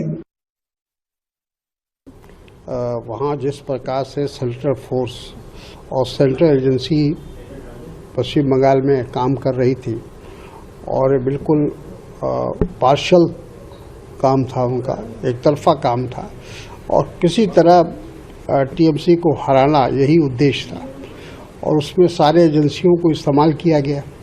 अब काउंटिंग में भी सेंट्रल एम्प्लॉइज रहेंगे और स्टेट के नहीं रहेंगे, तो ये अफसोस की बात है। एक ही पार्टी के दो नेता, लेकिन एक पश्चिम बंगाल का है, दूसरा बिहार का है। पश्चिम बंगाल का नेता सेंट्रल फोर्सेस को बधाई दे रहा है कि इनकी वजह से लोगों ने खुलकर वोट डाला, कम से कम, नहीं तो पहले तो वोट ही नहीं डालते थे, डर जाते थे। और जो बिहार के नेता हैं, जो सांसद हैं, वो क्या कह रहे हैं, वो वही रटी रटाई लाइन कि इलेक्शन कमीशन मिलकर इतने लाखों तैनाती करा करके इलेक्शन को इन्फ्लुएंस करना चाहता है कि भाई किसी भी तरीके से टीएमसी को हराओ। लेकिन वहां जिनको लड़ाई लड़नी है टीएमसी के साथ, वो बात नहीं बोल सकते जो तारिक अनवर साहब ने बोली। लेफ्ट के नेता का मुझे कल का बयान याद है, कल ही हमने आपको दिखाया भी था।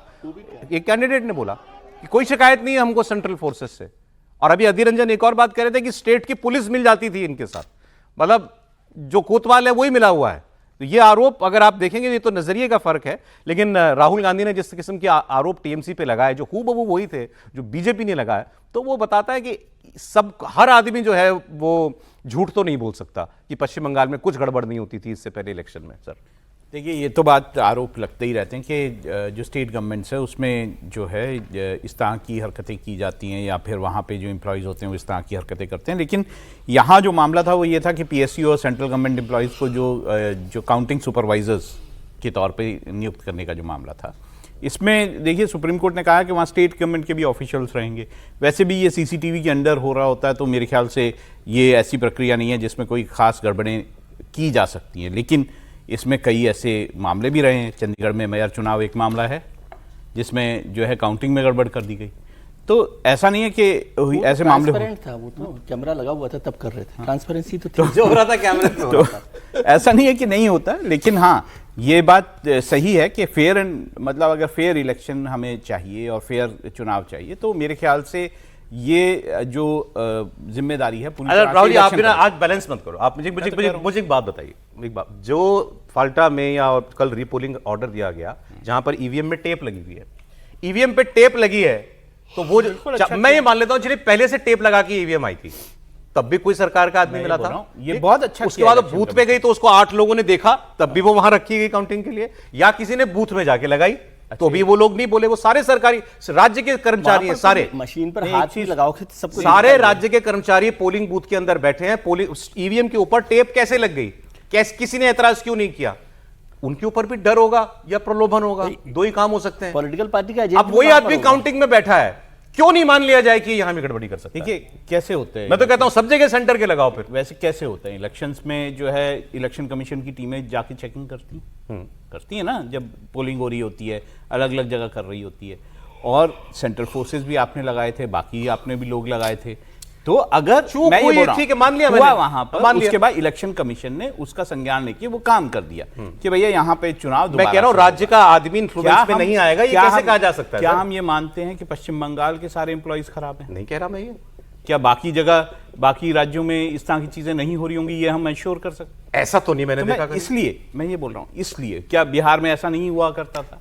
ईवीएम पे इत्र लगाना, इंक लगाना, बिहार में नहीं, बिहार में नहीं हुआ करता था। हाँ सुना सर आपने ये सब, मुझे बताओ। मैं ये कह रहा हूँ ना, अलग अलग आपने मेरे साथ आपने बहुत ज्यादा, आपने तो सारी जिंदगी रिपोर्टिंग की है। मैं इसीलिए बोल रहा हूँ, आप बताइए। इसीलिए बोल रहा हूँ कि ऐसा हुआ करता था, ऐसा नहीं होगा।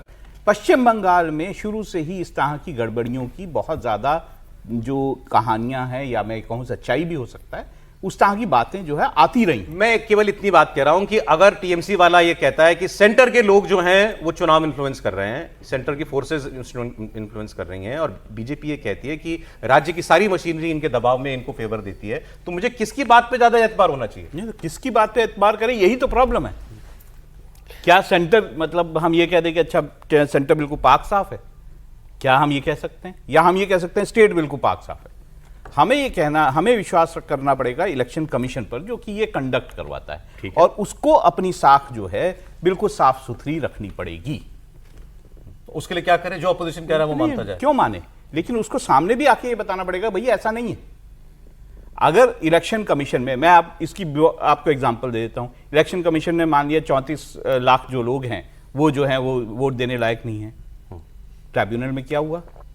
जो लास्ट फेज में हुआ, आपने कितने 1400 कुछ या 1500 ऐसे कुछ था, 1900 कुछ लोग जो थे, सिर्फ 6 रिजेक्ट हुए, बाकी सब पास हो गए। 98% पास हो गए कि भैया वो उनके वोट बिल्कुल सही थे, उन्होंने गलती से काट दिए गए। तो बाकियों का क्या? इलेक्शन कमीशन से पूछा नहीं जाना चाहिए क्या क्या किया तुमने? अरे बिल्कुल पूछा, ये बात लगातार कह रहे हैं कि उसमें आपने गैप क्यों नहीं रखा, टाइम से ये कार्रवाई क्यों नहीं शुरू की? हम तो सुप्रीम कोर्ट से पूछ रहे हैं, ये लगातार किस बात को सफाई कैसे? सुप्रीम कोर्ट कैसे 2 हफ्ते के बाद करेंगे ये सारे मामले निपटाओ? फिर क्या ऑल विद यू होना चाहिए था? नहीं होगा इलेक्शन कमीशन पे, ये क्यों किया आपने? 34 लाख लोगों के वोट कट गए, शक नहीं होगा। तो मैं यही कह रहा हूं, इलेक्शन कमीशन को अपनी साख को बचाना है, तो फिर तो फिर आगे पूरा जाइए। इसका सुप्रीम कोर्ट मिला हुआ है, इसका मतलब इलेक्शन कमीशन से। सुप्रीम कोर्ट की और गलती है, सुप्रीम कोर्ट ने ये नहीं देखा कि ट्राइब्यूनल कर पाएंगे कि नहीं कर पाएंगे। उसको जवाबदेही नहीं उसकी है, उसकी भी जवाबदेही है। भाई राइट है एक व्यक्ति का, ये कॉन्स्टिट्यूशनल राइट है कि वो वोट कर सके। आप इंश्योर नहीं कर पाए, आप कस्टोडियन है ना कॉन्स्टिट्यूशन के, सुप्रीम कोर्ट क्यों नहीं इंश्योर कर पाए? जी सर, मुझे लगता है कि चुनाव आयोग ने इस बार अपनी साख बचा ली है। जिस तरीके से बंगाल में लगातार चुनाव होते थे, चुनाव आयोग ने तय कर लिया था कि इस बार बंगाल के अंदर भय रहित बिना दंगा किए चुनाव आयोजित किए जाएंगे। चुनाव आयोग ने जो तैयारी की थी, मुझे लगता है वो अभूतपूर्व थी। ये भले ही कहा जाए कि चुनाव आयोग ने इतने ज़्यादा अर्धसैनिक बलों को लगा दिया, चुनाव आयोग ने इतने ज़्यादा राज्य सरकारी कर्मचारियों पर भरोसा नहीं किया और सेंट्रल कर्मचारियों को, केंद्रीय कर्मचारियों को नियुक्त किया, तो मुझे लगता है कि चुनाव आयोग इस बात को समझ गया था कि बंगाल के अंदर किस तरीके से चुनाव हो रहे हैं और उन्हें इस किस तरीके से वहाँ तैयारी करना पड़ेगी। कोई ऑर्डिनरी सिचुएशन नहीं थी, एक्स्ट्रा ऑर्डिनरी सिचुएशन के लिए सर एक्स्ट्रा ऑर्डिनरी तैयारी करना पड़ती है और चुनाव आयोग ने मुझे लगता है इस बार वो की है और यही कारण है कि इस बार लोगों ने बिना डर के मतदान किया है। अभी हम एक ही पार्टी के दो नेताओं का बयान दिखा रहे थे भाई, अधीर रंजन चौधरी का बयान दिखाया और तारिक अनवर का दिखाया। अधीर रंजन चौधरी तो बंगाल के लीडर है, 7 बार के सांसद रहे, बंगाल की राजनीति को वो रग-रग समझते हैं, वो कांग्रेस की राजनीति को समझते हैं, वो लेफ्ट की राजनीति को समझते हैं और उन्होंने तृणमूल की कांग्रेस की राजनीति को समझा है। वो जब बता रहे हैं कि बंगाल की राजनीति में कैसे चुनाव होते हैं और किस तरीके से ममता बनर्जी वहां पर धांधली करती है, तो मुझे लगता है कि अधीर रंजन की बात को माना जाना चाहिए। अब तारिक अनवर की बात करेंगे तो उनका नाम भी तो देखिए तारिक अनवर है, तो तारिक अनवर तो अपने नाम के हिसाब से बात करेंगे ना, वो तो दोष चुनाव आयोग को देंगे कि चुनाव आयोग मुसलमान है इसलिए चुनाव बिल्कुल वो देंगे, उसमें कोई दो नहीं है। तारिक अनवर का तो समझ में आता देने का। अधीर रंजन की बात तो मुझे लगता है गंभीरता से लेना चाहिए और इस बार चुनाव आयोग ने जिस तरीके से वहां पर चुनाव कंडक्ट करवाया है कि आप देखिए सिर्फ कई बूथों पर ही पुनर्मतदान हुआ है, एक ही विधानसभा पे फिर से मतदान हुआ है। आपकी बात पे आती होगी, बात नहीं आ पाएगी तो आप वैसे भी आपको करनी चाहिए थी मेरे हिसाब से तो कि ये ऑब्जेक्शनेबल है कि इस तरह सर इतना खुल के बातें होने लगी हैं। मुझे अगर नहीं वो तारिक अनवर इसलिए नहीं बोल रहे, तारिक अनवर इसलिए बोल रहे क्योंकि वो एक सेंट्रल लीडरशिप के हिसाब से ममता जी के साथ का और वो जो सारा एक पॉलिटिकल, और अगर आप ऐसा मान रहे हैं तो ठीक है, मेरी तो आपत्ति है इसमें। नहीं आपत्ति मुझे पता था होगी आप। हाँ मेरी तो आपत्ति है इसमें कि इस तरह से नहीं करना चाहिए कि किसी आदमी को ये पहचान करके, ठीक है कपड़ों से पहचानते हैं आप, अब नाम से भी पहचानते हैं, सब तरह से पहचान रहे हैं, लेकिन ये आपत्तिजनक बात है। इस तरह के बयान से मैं इस पे आपत्ति रखता हूँ, अपने को अलग करता हूँ। ठीक है, तारिक अनवर जो कह रहे हैं उससे भी मैं अलग करता हूँ अपने आप को कि तारिक अनवर जिस तरह से बात कर रहे हैं वो कोई बहुत ठीक बात नहीं है। हमेशा जो बातें साफ दिखाई दे रही हो कम से कम अपनी समझ में, उन पर भी चर्चा करनी चाहिए। इलेक्शन कमीशन ने जो काम किया, ये लोग हम लोग लगातार बात करते रहे, सीआरपीएफ लगाया तो अच्छा ही काम किया, 2.5 लाख चुनाव के समय बयान भी ध्यान रखना चाहिए। तारिक अनवर कैसे बयान देते थे? 2 लाख सर बयानों को छोड़ दीजिए, बयान तो अब फिर बहुत सारे होंगे, उसकी बात नहीं, लेकिन 2.5 लाख लोग लगाए, उसकी भी हम लोगों ने तारीफ की है कि भाई उससे एक मजबूत, बहुत सारे उस समय भी दबाव बनाने की बात हुई थी कि इलेक्शन कमीशन ने बनाया और ये सारा दबाव बना। मैं उसको दबाव के तौर पे नहीं देख रहा था, एक फ्री एंड फेयर इलेक्शन के तौर पे देख रहा था। लेकिन फाल्ता में जब काउंटरमेंट किया, रीपोल किया, तो उससे ये आशंकाएं फिर से हुई कि कहीं और जगहों पर भी कुछ गड़बड़ी तो हुई है कि नहीं हुई है।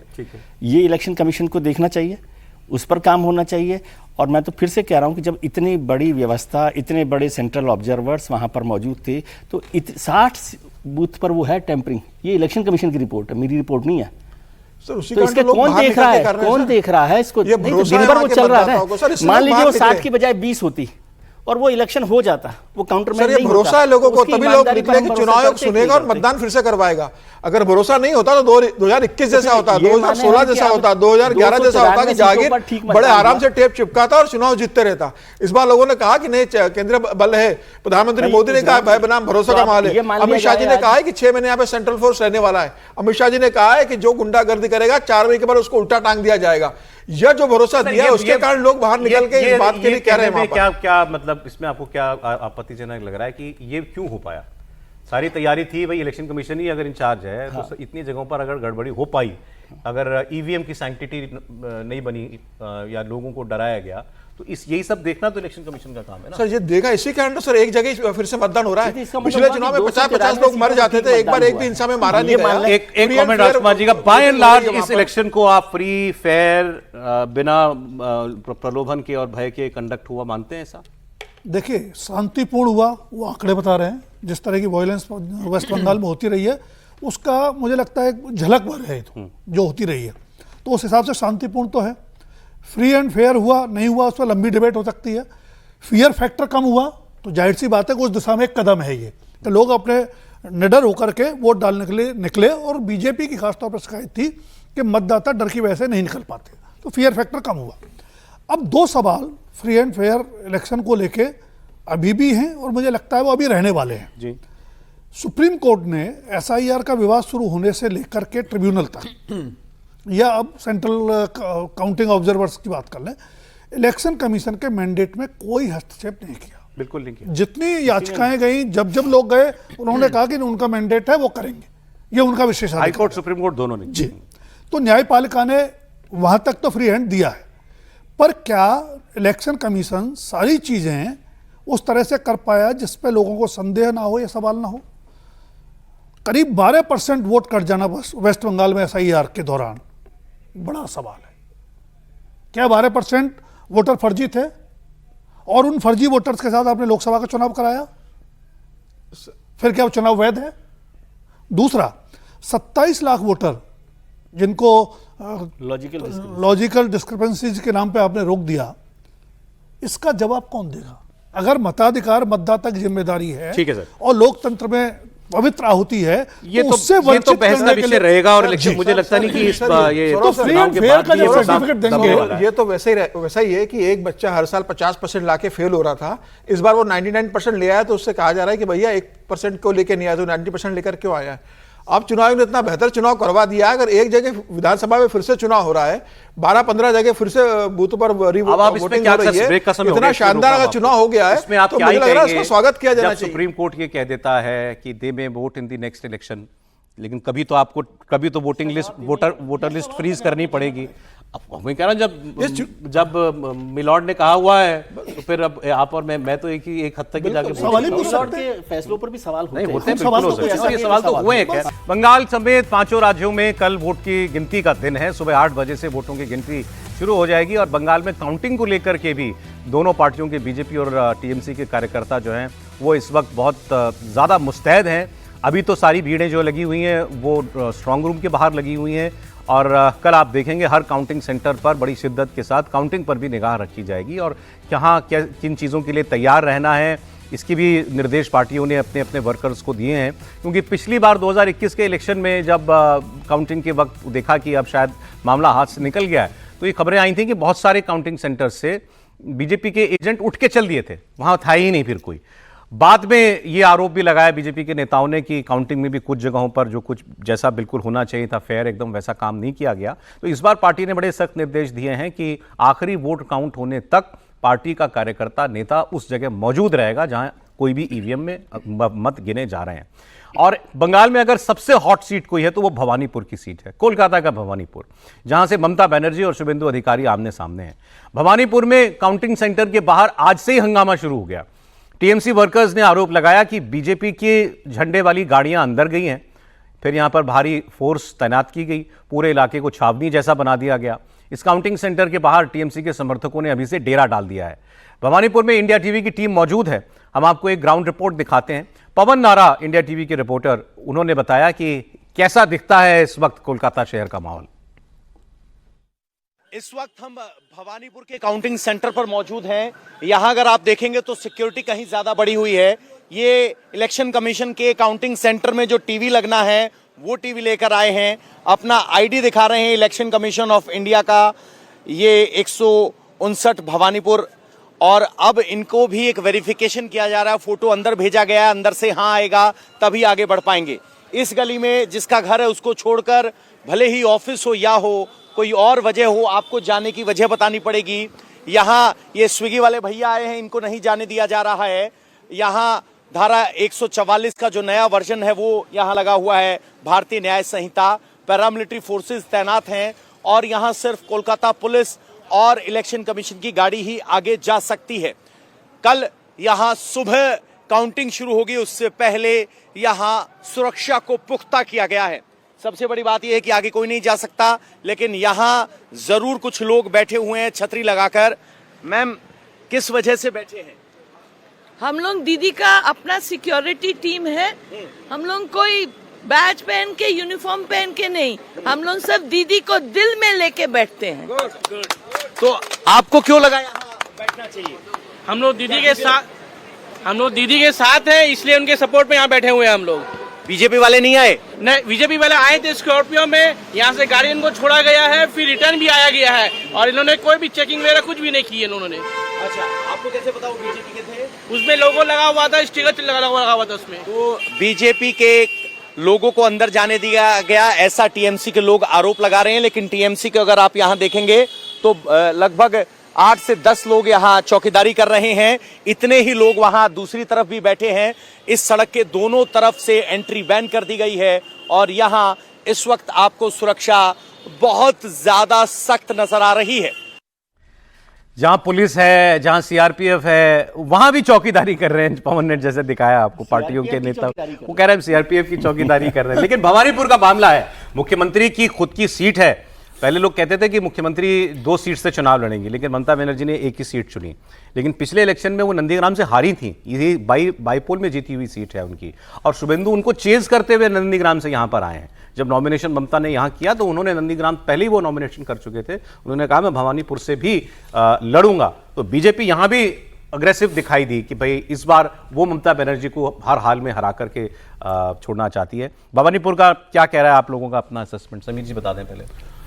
टफ फाइट तो, लेकिन मुझे लगता है ममता बनर्जी जीतेगी भवानीपुर में। हाँ, निश्चित रूप से। अगर शुभेंदु अधिकारी सिर्फ भवानीपुर से लड़ते तो मुझे लगता है कि ज़्यादा बेहतर होता। वो नंदीग्राम से भी चुनाव लड़े हैं और भवानीपुर तो ममता बनर्जी की सीट है। वो तो पिछली बार शुभेंदु को चुनौती देने के लिए नंदीग्राम उनके क्षेत्र में चली गई थी, फिर बाद में उपचुनाव जीती। उसके पहले भी भवानीपुर से चुनाव जीती है, तो मुझे लग रहा है उनका होम ग्राउंड है वहां पर। लेकिन इतना आसान भी नहीं जिस तरीके से भारतीय जनता पार्टी ने जितनी लीड थी उतने वोट तो एसआईआर में कट गए, वो भी कट गया। लेकिन मुझे लगता है कि इतना आसान भी नहीं। उसके बाद भी ममता बनर्जी के लिए फाइट टफ होगी। एक तरफा नहीं कहा जा सकता कि बहुत आराम से ममता बनर्जी जीत रही है, फाइट टफ है। क्या लगता है? सर, मैं समझता हूँ भवानीपुर से जो शुभेंदु अधिकारी के लड़ने से ही पूरा इलेक्शन बदल गया।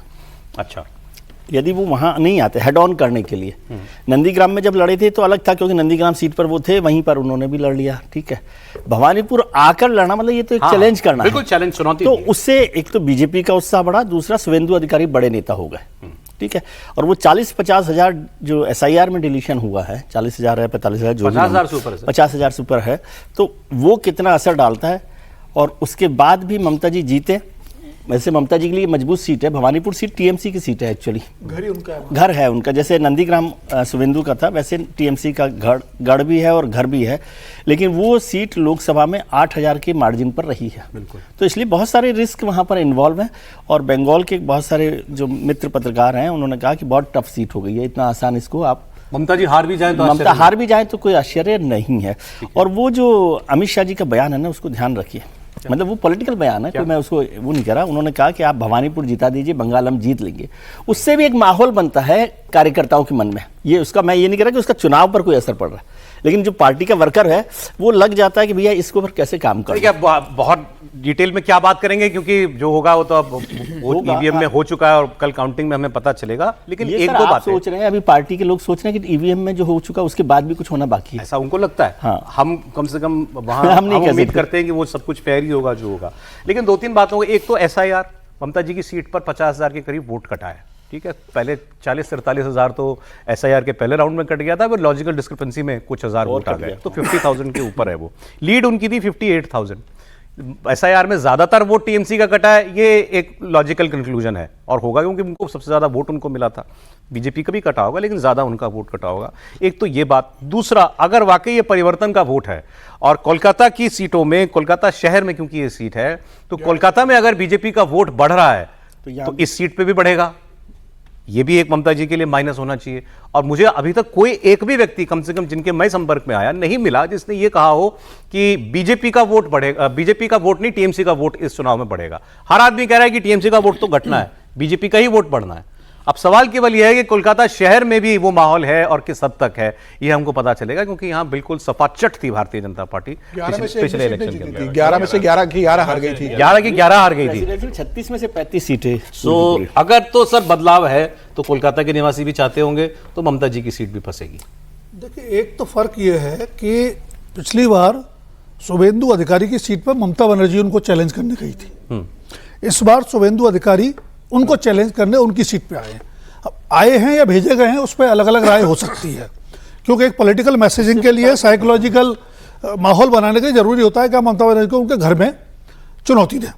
दूसरा, जैसे आपने खुद आंकड़े बता दिए कि एसआईआर में कितने वोट कट गए, लॉजिकल डिस्क्रिपेंसीज में कितने कट गए, यानी जितना मार्जिन था लगभग उतने वोट कट गए।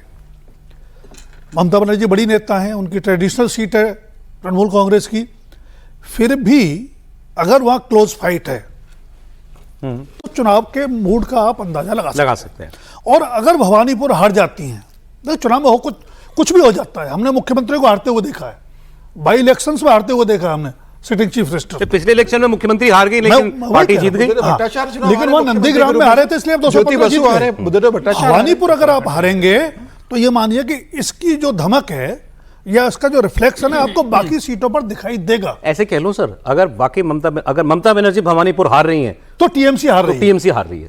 Clear simple. बिल्कुल, अगर भवानीपुर आप हार सकते हैं तो टीएमसी अपने स्ट्रॉन्ग होल्ड में फिर सीटें हार सकती है। क्योंकि ये भी कहना सेफ है कि बीजेपी जितनी भी पॉपुलर इस वक्त बंगाल के और इलाकों में होगी, कोलकाता में उससे थोड़ी कमी होगी। डेफिनेटली, ठीक, बिल्कुल। अगर वहां इसीलिए अगर ममता बनर्जी हारती हैं कोलकाता में, तो मतलब फिर बाकी जगह तो फिर ज्यादा कमल खिलना चाहिए। ये हमारा एक लॉजिकल रीजनिंग के साथ आपको दिया गया अपना असेसमेंट है। अब श्रमिक भट्टाचार्य जो प्रदेश अध्यक्ष हैं भारतीय जनता पार्टी के, ये बिल्कुल हार्डकोर आरएसएस बैकग्राउंड से आते हैं और इनको भी थोड़ा वक्त पहले ही ये पद मिला है, तो इनकी लीडरशिप में चुनाव लड़ा गया। हालांकि सब कुछ जो है वो अमित शाह के हाथों में था, होम मिनिस्टर ने इसको लीड किया है अपनी पार्टी के लिए इस इलेक्शन को। बहुत पुराने लीडर्स में से श्रमिक भट्टाचार्य भरोसेमंद लोगों में से हैं और वो उनका बोलने का अंदाज भी थोड़ा सा ठोक के बोलने की बात में विश्वास करते हैं। वो कह रहे हैं टीएमसी 100 के नीचे जाएगी। जिस राज्य की मुख्यमंत्री ईद उल फितर की मंच के ऊपर खड़ा होकर ये बोल सकती है कि बीजेपी इज प्रैक्टिसिंग धर्म इज अ गंदा धर्म, एक राज्य का मंत्री कैलकाटा कॉर्पोरेशन के मेयर दावत इस्लाम की बात कर रहे हैं, बोल रहे हैं जो हिंदू होकर जन्म लिया वो दुर्भागा है। हर एक मुसलमान का ये कर्तव्य बनता है जो उसका समाज से एक आदमी को कम से कम हमारा मजहब में लेके आओ। एक विधायक बोल रहे हैं मुर्शिदाबाद का, जो यहाँ हिंदू 30% है, हम लोग 70% है, जब चाहे तो काट कर भागीरथी में बहा देंगे। उसका बाद में भी मुख्यमंत्री चुप।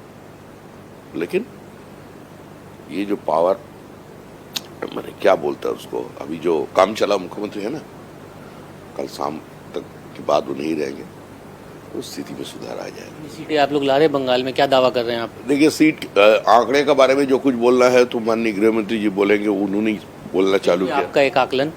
कंफर्टेबल मेजोरिटी से हम लोग सरकार बना लेंगे, तृणमूल कांग्रेस 100 सीट पार नहीं करेंगे। कोलकाता में तो 0 थी, कोलकाता में हम बैठे हैं, कोलकाता का कुछ नजारा बता दीजिए, कितनी सीटें आपकी झोली में आ रही हैं? आप देखते रहिए, तृणमूल 3 डिजिट ये पहुंचेगा नहीं, 100 पार नहीं कर सकेगा तृणमूल। एक आखिरी सवाल, लोगों में डर बहुत है कि भाई सरकार बने ना बने उसके बाद पता नहीं हिंसा बहुत होगी, इस तरीके से लोग कह रहे हैं। 92% वोटिंग हुआ है, कहाँ डर है?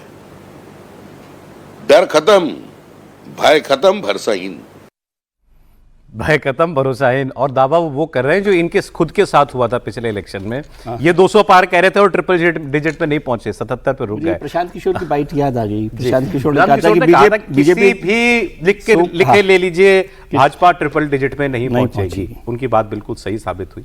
खैर, उनकी अपनी भविष्यवाणी अपने चुनाव में गलत होगी बिहार में, वो अलग बात है। लेकिन ये इस बार टीएमसी के लिए भविष्यवाणी कर रहे हैं। भविष्यवाणी नहीं कर रहे थे, वो इच्छा थी। अरे सर, ये भी बड़ा मुश्किल काम है कि किसी की इच्छा है या नहीं। जब खुद चुनाव लड़ता है आदमी तो देखिए, अगर जनता ने मन बदल लिया होगा कि बीजेपी को जिताना है, तो फिर तो कोई फिगर जो है वो काम नहीं करेगा। फिर तो ये है कि जिताना है, इसलिए पूरे के पूरे उस साइड जाएंगे। लेकिन जो चुनाव पहले के चुनावों से हमें फिगर्स दिखाई देती है कि 112 ऐसी सीटें हैं जो कि मुस्लिम इन्फ्लुएंस्ड सीटें हैं। हम ये मानते हैं लगभग 85, पिछली बार लगभग 85% मुसलमानों ने टीएमसी को वोट किया था। ये फिगर्स भी हैं, जो सर्वे हुए थे उसमें भी ऐसा ही था।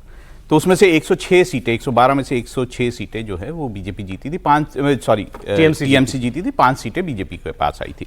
हिंदू बहुल्य जो इलाके हैं या हिंदू डोमिनेटेड सीट्स हैं 182, उसमें से 109 सीटें टीएमसी पिछली बार जीती थी और 72 बीजेपी जीती थी। तो अगर मैं इन आंकड़ों को देखूं और ये मैं कहूं कि बीजेपी जीत रही है इन चुनावों में, तो इसका मतलब हिंदू बहुल्य इलाकों में हिंदू वोटर्स ने पूरी तरह से, यानी लगभग 75% के आसपास वो बीजेपी को वोट किया होगा। ठीक कह रहे हैं। तो अगर ये ऐसा बीजेपी को चाहिए, हाँ, अगर ये स्थिति है तो फिर तो कहा जा सकता है कि भाई बीजेपी की सरकार बने। देने वालों ने तो 8% मुस्लिम वोट भी दिया बीजेपी को, मतलब दावा किया गया। पिछली बार 4.5% नहीं, ये देखिए पिछली बार 4.5% मुस्लिम वोट जो है वो गया। राहुल जी, आप 4 लोगों से मिल लो पहले जिन्होंने वोट दिया। ये तो मैं फिगर्स बता रहा हूँ ना, फिर ज्यादा है। मैं तो कह नहीं रहा, ये तो फिगर्स जो दी गई हैं उसके हिसाब से। सीटों में बीजेपी 5 जीती तो सही ना, मुस्लिम वोटों से नहीं जीती होगी सर। 4.5% मिला, ऐसा नहीं है, 4.5% वोट मिला है उनको। चलें, ठीक है। मैं कह रहा हूँ ये सारी मैथमेटिक्स, सेफोलॉजी सब बेकार हो जाएगी अगर जनता ने तय कर लिया हो।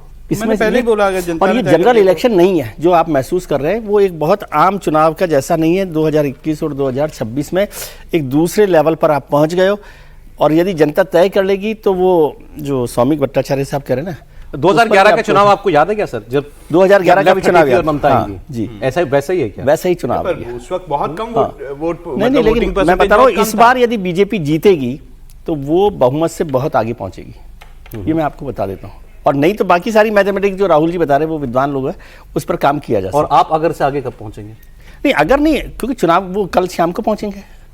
मैं तो कह रहा हूं कि अगर का मतलब ये है कि मैं बीजेपी को 140 सीटों पर नहीं देखता, नहीं देख पाते हैं हाँ, अभी आप? मतलब 140 सीटों का मतलब यदि वो जीतेगी तो वो 160, 70, 80 जो भी हो सकता है वहां पहुंचेगी, वो उस वेव के साथ। मैथमेटिक्स के हिसाब से नहीं कह रहा हूं, लेकिन वेव मुझे लग रही है, क्योंकि जिस तरह सब चीजों को आप जोड़ कर देख लीजिए, एग्जिट पोल को छोड़ दीजिए, लेकिन जो ममता जी का जो पूरा माहौल वहां पर बना हुआ है, जो नाराजगी हो रही है, ये सब भी है। और ये कहना कि भाई भवानीपुर हार गए तो ममता जी हार जाएंगी, टीएमसी हार जाएगी, ऐसा नहीं, पिछली बार भी हो गया, बहुत बार ऐसा होता रहता है। लेकिन एक माहौल के मैं बार बार कहता हूं, जनता तय कर ले कि बदलाव करना है तो फिर कोई मैथमेटिक्स काम नहीं आती। जो लोग ग्राउंड पे गए वो तो महसूस करके आए कि बदलाव की का बज़ बहुत है। मैं नहीं गया तो इसलिए मैं उनकी बात मानने में क्यों ऐतराज करूंगा? मतलब कोई कारण नहीं है कि मैं जो गए हैं उनकी बात पर ऐतराज और जो गया वो कम से कम इतना फीडबैक लेके तो आया कि लोग पहले के मुकाबले बहुत बोल रहे हैं, खुलकर अपनी प्रेफरेंस बता रहे हैं, और बदलाव या परिवर्तन जो भी है वो वहां पर एक शब्द जो है, एक नारा सा जो है वो चल पड़ा है कि अब बदल के देखना है, अब चेंज करना है, 15 साल बहुत दे दिया।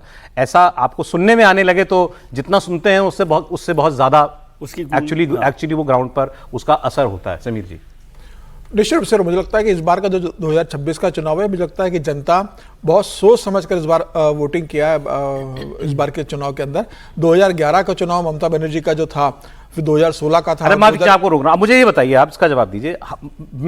मैं डिसाइडेड नहीं था कि मुझे क्या लग रहा है इलेक्शन में। मैं अभी हफ्ता भर पहले से मुझे लगने लगा कि ना मुझे अब बीजेपी आके दिखती है। मैंने एक दिन प्रोग्राम में आगे बोला, आज की तारीख में मैं लगभग सर्टन हूं कि बीजेपी को एक चुनाव जीतना चाहिए। गलत हर कोई होता है, मैं भी हो सकता हूं कल को, लेकिन मुझे अभी इस वक्त ऐसा लगता है।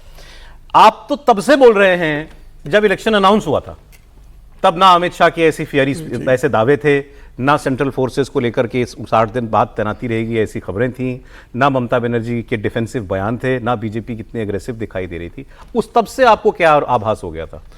देखिए, मुझे लगता है कि 2011 से अगर ममता बनर्जी ने जिस तरीके से बंगाल के अंदर शासन किया, 2011, 2016, 2021 के बाद ममता बनर्जी जिस तरीके से पूरी तरीके से मुस्लिम तुष्टीकरण की राजनीति की ओर बढ़ गए। ममता बनर्जी का इस आखिरी का जो 5 साल का कार्यकाल आप देखेंगे, 2021 से लेकर 2026 तक चुनाव के पहले तक का, जिस तरीके से ममता बनर्जी लगातार मुस्लिम तुष्टीकरण की राजनीति करती रही, हिंदुत्व के नाम पर भारतीय जनता पार्टी को चढ़ाने का काम करती रही, श्री राम के नाम पर जिस तरीके से ममता बनर्जी नाराज हो जाती थी, राम मंदिर को लेकर जिस तरीके से व्यंग्यात्मक में अभिषेक बनर्जी और ममता बनर्जी के नेता लोग बातें करते थे, यह बता रहा था। और भारतीय जनता पार्टी ने इस बात को महसूस किया कि अब वो समय है कि भाई अब बंगाल के हिंदुओं को समझाना पड़ेगा। और संघ ने 4 साल पहले से जो मोहल्ला बैठकें शुरू की, घर घर संदेश देना शुरू किया, प्रधानमंत्री मोदी ने जिस तरीके से चुनाव के दौरान प्रचार अभियान किया, संघ ने जमीन स्तर पर काम किया, और बंगाल के भद्र लोग को भी और बंगाल के आम हिंदुओं को भी लगा कि भाई अब बहुत हो गया है। 15 साल ममता जी के शासन में अब ममता बनर्जी के इसमें विकास हो रहा है। और जिस तरीके से ममता बनर्जी एक तरफा मुस्लिम तुष्टीकरण की राजनीति बंगाल के अंदर करते जा रही है, और अगर 5 साल ममता बनर्जी रहेगी तो फिर बंगाल को बांग्लादेश बनने से कोई रोक नहीं पाएगा। तो मुझे लग रहा है कि यह संदेश गया, सेंटीमेंट गया, लोगों ने इस बात को महसूस किया कि 11 साल के बाद भी अब बंगाल के अंदर बेरोजगारी, करप्शन सब पीक पर चला गया। आपके विधायकों की, आपके सांसदों की, आपके नेताओं की लूट चरम पर रही। महिला सुरक्षा के नाम पर आप करें 80-15 रुपए महिलाओं को देते और आपने मतलब सच में कुछ सोच के बोला था ना, या भाई 50% प्रोबेबिलिटी जीत या हार की रहेगी, इसीलिए बोल दिया था आपने? गलत भी साबित हुए तो 50% जीत के दावे तो होते हैं ना। नहीं, भारतीय जनता पार्टी स्पष्ट बहुमत की सरकार बना रही है सर, ये बात अब तय मान। मैं आपको कल क्रेडिट दूंगा इस बात का अगर बीजेपी जीतेगी, कि हम सब में सबसे पहले समीर जी ने इस बात को कहा था। सर, विश लिस्ट से यहाँ तक ऑब्जर्वेशन तक का सफर विश लिस्ट से यहाँ तक लेकर के आए समीर जी चुनाव को नेविगेट करते हुए। आप क्यों एक तरफ सवाल नहीं करना चाहिए? क्या वजह, आपने इतने इलेक्शन देखे? देखिए, मैं इसलिए निष्कर्ष पता होता है, देखिए मैं इसलिए निष्कर्ष पे नहीं पहुंच पा रहा हूं क्योंकि मैं ये देख रहा हूं कि भाई एक जो टीएमसी है उसने मुस्लिम तुष्टीकरण की राजनीति की है, बिल्कुल साफ है। और बंगाल में मैंने जैसे आपको बताया 110-11 सीटें ऐसी है जो मुस्लिम मतलब जहाँ पे फैक्टर बहुत बड़ा है। ऐसे फैक्टर के होते हुए क्या मुसलमान जो है वो अचानक ममता बनर्जी के खिलाफ हो जाएगा? बिल्कुल नहीं होगा। तो फिर वो तो वही है अगर 25-30% अगर वोट उसको ऑलरेडी मिल रहा है जो इंश्योर्ड वोट है, तो उसके बाद वाला तो उसके बाद जो है क्या पूरा हिंदू वोट एकजुट होगा बीजेपी के पीछे, इसमें आपको संदेह है? इस बात को है कि पूरा हिंदू वोट अगर हो जाता है बहुत अच्छी बात है। तो आप कह रहे हैं ममता जी की लीड बहुत है। अभी वो 30% वोट से शुरू कर रही हैं ऑलमोस्ट। बीजेपी के लिए गैप बहुत बड़ा है। बंगाल के लोग ये भी देख रहे हैं ना कि 15 साल में क्या मिला, उनको कुछ नहीं मिला 15 साल में बर्बादी के अलावा बंगाल के लोगों को। तो उनको लग रहा है कि भाई अब भारत के बाकी हिस्से को हम देख रहे हैं, बंगाल तो वहीं बर्बाद होने की स्थिति में है। तो 15 साल बहुत हो गए। अब तो भारतीय जनता पार्टी और प्रधानमंत्री मोदी की जो अपील रही उसके बाद तो मुझे लग रहा है कि वोट पड़ रहा है। बहुत लोग तो बढ़े हुए वोट से निष्कर्ष पे पहुंच गए कि बीजेपी का वोट होना चाहिए। नहीं, वोट तो कम हुआ, कटे हैं वोट तो। नहीं, एब्सोल्यूट वोट बढ़ा है सर। टोटल परसेंटेज उसके कई रीजन हो सकते हैं। अगर आपका जो टोटल वोटर है वो कम हो गया और पुराने चुनाव में जितना वोट हुआ था उतना ही हुआ, तब भी परसेंटेज सर, बढ़ वो तो जाएगा। डेटा आ गया ठीक है ना। SIR को हटाने के बाद भी एब्सोल्यूट वोट बढ़ा है। बढ़ा है, 25 लाख वोटर तो बढ़ा है। मैं दूसरी बात जो कह रहा था कि हमने बार बार चर्चा की कि कोई वेव तो नहीं है चुनाव में, न ममता के खिलाफ है न बीजेपी के फेवर में। एक जो चीज बीजेपी के फेवर में जाती है कि फियर फैक्टर नहीं है। इलेक्शन पीसफुल हुआ और मतदाताओं का जो डर था वो निकल गया। लेकिन कुछ आंकड़े हैं और आंकड़े जरूरी नहीं हमेशा सही हो, लेकिन हमेशा गलत भी नहीं होते। अभी राहुल जी जैसे बता रहे थे कि 25% या उससे ज़्यादा पॉपुलेशन वाली जो मुस्लिम डोमिनेटेड सीटें हैं वो बंगाल में है 112, उनमें से टीएमसी ने जीती थी 106 और बीजेपी को मिली थी 5। इसी तरह से 25% या उससे ज़्यादा हिंदू पॉपुलेशन वाली सीटें हैं 182, उसमें से भी टीएमसी ने 109 जीती थी। तो खाली हम ये मैं वही कह रहा हूं, ये तो लोकसभा चुनावों में बीजेपी ने क्रॉस कर ली। 75 लोकसभा सीटें मुस्लिम डोमिनेंस वाली, उसमें से 38 सीटें भारतीय जनता पार्टी के पास है। जब तक आप ये नहीं कर पाएंगे, एक्चुअली वो आपकी बात बिल्कुल ठीक है। जैसे मुस्लिम वोटर्स का 75-80% ममता को मिलता है, वैसे हिंदू वोटर्स का 70% तक बीजेपी को नहीं मिलता। तो फिर कोई आंकड़ा बदलेगा। अब वही ना, आप बिल्कुल ठीक है, यही है। बीजेपी को कितना हिंदू वोट करेगा, अंडर करंट है बदलाव का, लेकिन वेव नहीं है सर। बिना हिंदू वोट के ममता बनर्जी मेजॉरिटी में नहीं आ सकती। बीजेपी को मुसलमान वोट नहीं मिलता, लेकिन हिंदुओं में उसको मेजॉरिटी से ज्यादा वोट चाहिए। उसको लगभग 2/3 वोट चाहिए। ममता जी का ये बात सी मेजॉरिटी वोट तो मिलता है बीजेपी को। मैं कह रहा हूं मेजॉरिटी से काफी ज्यादा चाहिए। पॉलिटिक्स में चुनावों में हर 5 हिंदुओं पर एक हिंदू जो है वो ममता बनर्जी को वोट करता है। तो क्या इसमें एकदम बदलाव हो जाएगा? अगर हो जाएगा तो बीजेपी जीत रही। इतनी वाला बात तो इतनी है, तो इतनी सी तो बात है। लेकिन क्या सवाल तो ये है कि क्या ऐसा होगा? ये तो mathematics 53 Hindu vote percent Hindu vote जिस पार्टी को मिला बीजेपी को, क्या उसको इस बार 65-70% हिंदू वोट मिलेगा? मुझे है ना, देखिए 60-65 में है ना, मुझे कोई बहुत मुश्किल नहीं लग रहा। मतलब 10% वोट बढ़ना मतलब हिंदू वोट बढ़ना। हाँ, तो बीजेपी 45% वोट पे होगी सर, तो बराबर हो जाएगा ना, फिर तो निकल नहीं चाहिए बीजेपी। लगातार 5 राज्यों के इलेक्शन में कल काउंटिंग का दिन है, उसकी बात हो रही है। कल 8 बजे से वोट गिरने शुरू होंगे और सबसे ज्यादा दिलचस्पी पूरे देश को बंगाल को लेकर के है। क्या बंगाल में 15 साल का ममता शासन ढहने वाला है? ममता जाने वाली हैं और बीजेपी आने वाली है। और बीजेपी क्या इस चुनाव में ऐसा माहौल बना पाई, लोगों के बीच परिवर्तन की वैसी लहर पैदा कर पाई जो जरूरी है या नहीं? इस पर हमने काफी बात की। अभी आगे कुछ और खबरें आ रही हैं बंगाल की, वो मैं आपके साथ शेयर करूंगा। लेकिन तमिलनाडु में भी कुछ हो रहा है। एक्चुअली बंगाल के बाद थोड़ी दिलचस्पी ज्यादा किसी स्टेट में तो तमिलनाडु में, क्योंकि जितना फंसा हुआ बंगाल नजर आता है उतना नहीं तो यहां भी कुछ नए समीकरण तो बनते दिख रहे हैं। क्योंकि टीवी के जो एक्टर विजय हैं वो एक ऐसा एक्सपेक्टर बन के आए हैं कि अंदाज़ा लगा पाना मुश्किल हो रहा है लोगों के लिए कि इसका फ़ायदा या नुकसान जो भी वो AIA DMK को कितना होगा, TMK को कितना होगा। क्या स्टालिन अपनी सरकार बचा पाएंगे या AIA DMK जो है इस बार, क्योंकि ज़्यादातर पोल्स भी नहीं कह रहे कि AIA DMK को मेजॉरिटी मिलनी चाहिए, क्या वो कोई अपसेट कर पाएगी? या फिर जैसा एक आध सर्वे ने बताया कि विजय जो है सिंगल लार्जेस्ट पार्टी, सबसे बड़ी पार्टी बन के उभरेंगे। ये सारी बातें हैं, कल ये सब कुछ क्लियर होगा। लेकिन इस सब के बीच टीवी के और कांग्रेस के बीच में क्या कोई जुगलबंदी चल रही है, इसकी चर्चा शुरू हो गई। फर्ज कीजिए टीवी के विजय जो हैं वो इतनी सीट ले आए कि किसी को मेजॉरिटी ना मिल पाए, तो ये किसके साथ जाएंगे? ये डीएमके का साथ देंगे या एआईएडीएमके का साथ देंगे। दोनों ही जगहों पर जो राष्ट्रीय पार्टी हैं वो जूनियर पार्टनर हैं। एआईएडीएमके के साथ बीजेपी, दूसरी तरफ कांग्रेस पार्टी है। अब कांग्रेस पार्टी जो पहले विजय की इस सियासत पर सवाल खड़े करती थी, अब वो विजय की तारीफ करने लगी है। वो विजय को इस चुनाव का सबसे इंपैक्टफुल प्लेयर बता रही है। और वो बोलने वाले व्यक्ति भी खास हैं जिनको राहुल गांधी तक पहुंच हासिल है, कांग्रेस पार्टी के सांसद मणिकम टेगोर। ये कह रहे हैं कि उन्होंने बड़ा इंपैक्टफुल चुनाव लड़ा है और हम शुरुआत से कह रहे हैं कि विजय को इस चुनाव में जनता जरूर कुछ ना कुछ आशीर्वाद देगी। सुनिए आप। I had always been saying that Mr. Vijay will have a huge impact, and Mr. Vijay is a popular figure in Tamil Nadu, and we saw a lot of young and women voters being in his rallies and others, and therefore he will have a huge impact. That is, and the way Mr. Palaniswamy has lost his credibility, and particularly Mr. Modi and Amit Shah does that with vengeance to destroy the image of ADMK will help Mr. Vijay to garner the support of the ADMK votes. Congress party के सांसद, ये कांग्रेस के सांसद हैं, अगर ये ना पता हो तो मुश्किल था ऐसा अंदाजा लगाना कि ये सत्तारूढ़ गठबंधन का व्यक्ति बोल रहा है। टीवी के इनके खिलाफ चुनाव लड़ी है, ये पावर में है, इनका अलायंस डीएमके के साथ पावर में है, वो इनकम्बेंट हैं, उनकी इनकम्बेंसी के खिलाफ चुनाव लड़े हैं, इनके खिलाफ वोट मांगा है टीवी के ने। और कांग्रेस पार्टी कह रही है कि वो बड़े इंपैक्टफुल प्लेयर हैं इस इलेक्शन के, और युवाओं में, महिलाओं में बहुत पॉपुलर हैं। ये बात सच भी है कि उनको महिलाओं और युवाओं का वोट मिला होगा अच्छा खासा।